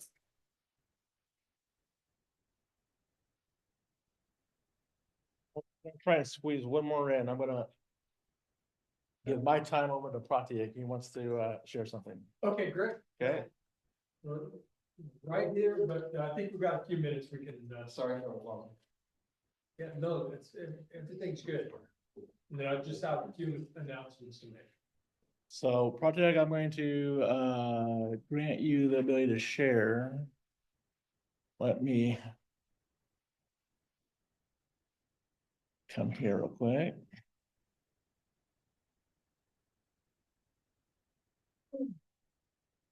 Okay, we can head up to the microphone. And do you need help sharing? So you need to But, I think it's too tall.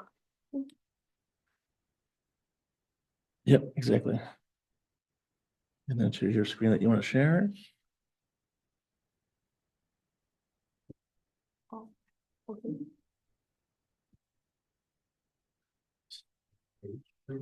There you go. Perfect. I'm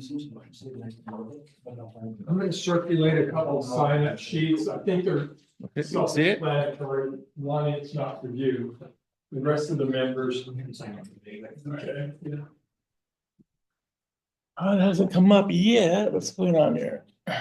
One is a sign-up sheet for refreshments for next year. There we go. And the other sign-up sheet is for the January installation dinner potluck. So that's why there's two sign-up sheets. Yes, so this is my presentation that I made. So basically this presentation, I made it when I found like a few websites while I was searching about like Can you bring his microphone up a little bit? I like mean, this. louder, volume.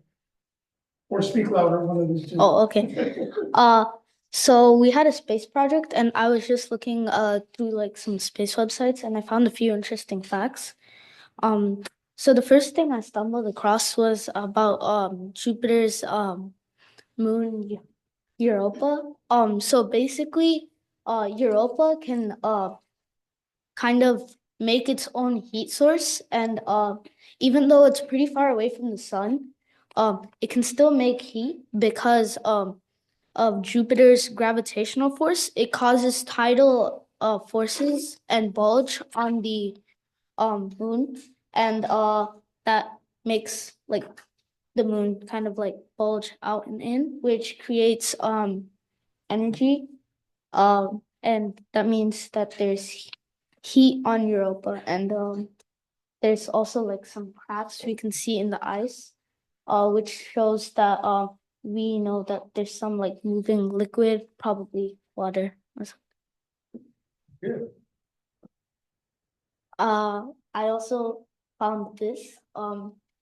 So basically I found out that dark matter is like something that we don't know about, but it's counts as gravity. And it takes about like 85% of a galaxy's like gravity. And there's like two like theories like for dark matter, that they're subatomic particles that don't interact with ordinary matter, or there's a theory that dark matter is not matter at all, but a manifestation of unknown energy. Great explanation. Huh? Very good. And finally, I found I searched about the origin and age of water. So basically, when the solar system was formed, forming, there was a disk of like gas and different elements, and these elements like kind of like mixed together and merged, and they attached to some fragments of rock because water as a liquid couldn't like exist because it would get vaporized because of the heat of the sun. So the water particles would kind of like freeze onto like asteroids and comets, and then after Earth was formed, most likely the asteroids hit Earth to make the water, and other like water comes from different stars and their like the elements that they make after they have a supernova or something like that, and those could have came to us in different forms and then could have merged or like chemically united somehow on our planet. Yeah, that's it. Excellent.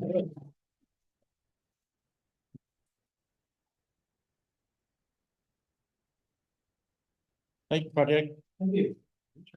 I thought water was made out of gin. Hydrogen and oxygen. Oh. Okay. I'm sorry. Oh, wow. Wish we had a hug. Okay. So we're at 8:31 FYI. Just our announcements now. December 21st is both the winter solstice and Highway 4 Star Party. And real quick, somebody volunteered to explain what the winter solstice is. Earth hits the point in its orbit when the North Pole is tilted the furthest away from the plane of the ecliptic, causing the sun to be so far set, run over the top of the Tropic of Capricorn in the southern hemisphere. And my brother is nice and warm, and I'm freezing to death. He's in Australia. Southern. Thank you, Doug. And us pagans will celebrate the solstice with Saturnalia.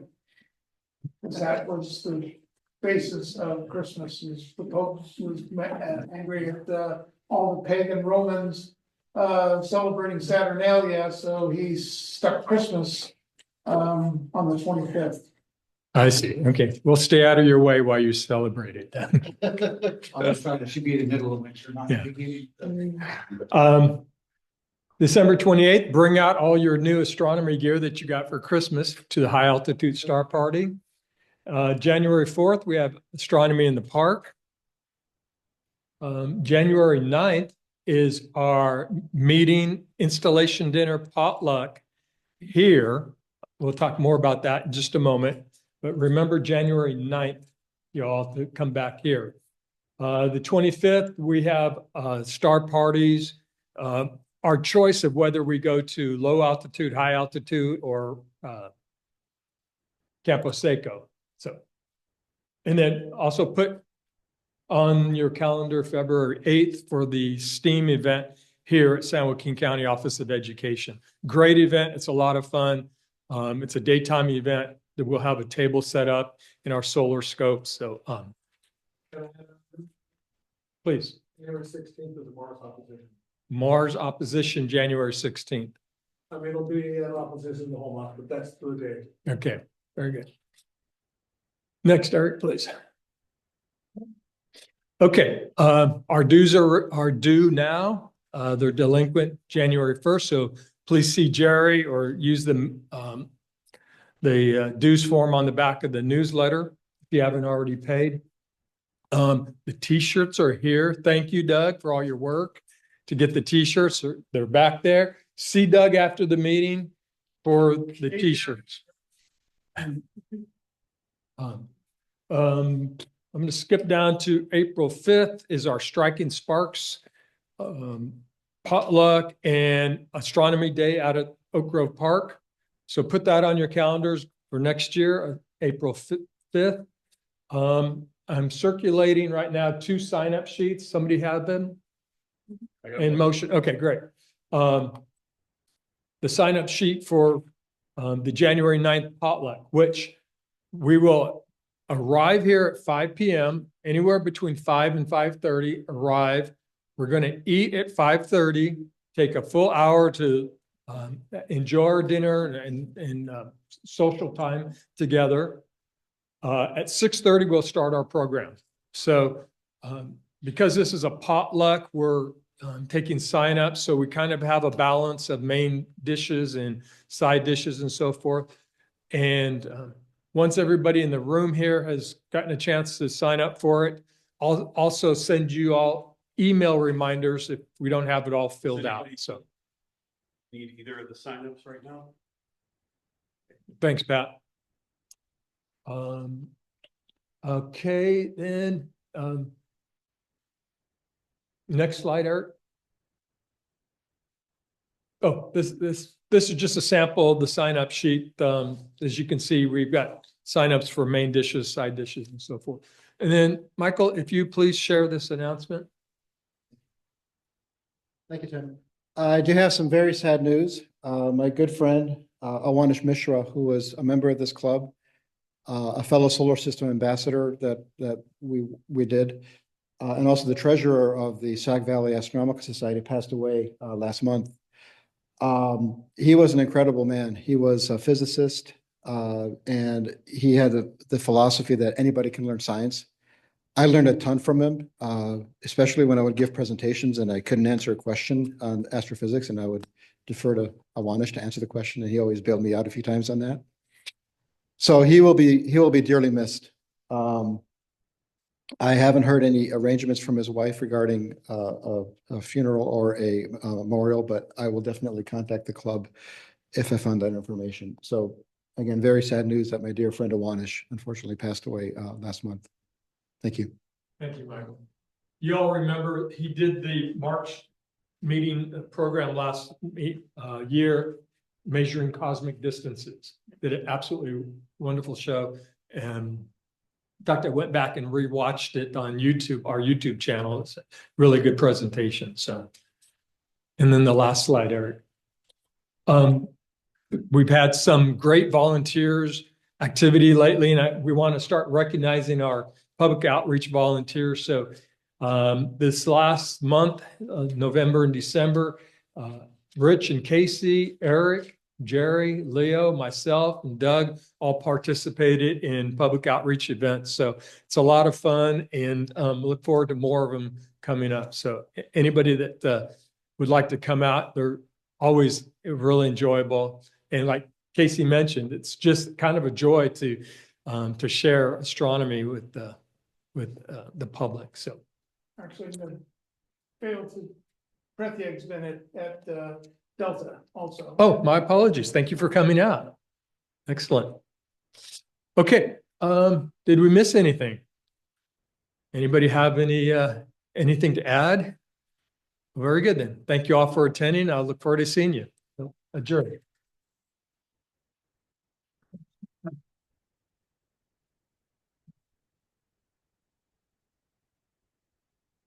But in the meeting online, Raymond,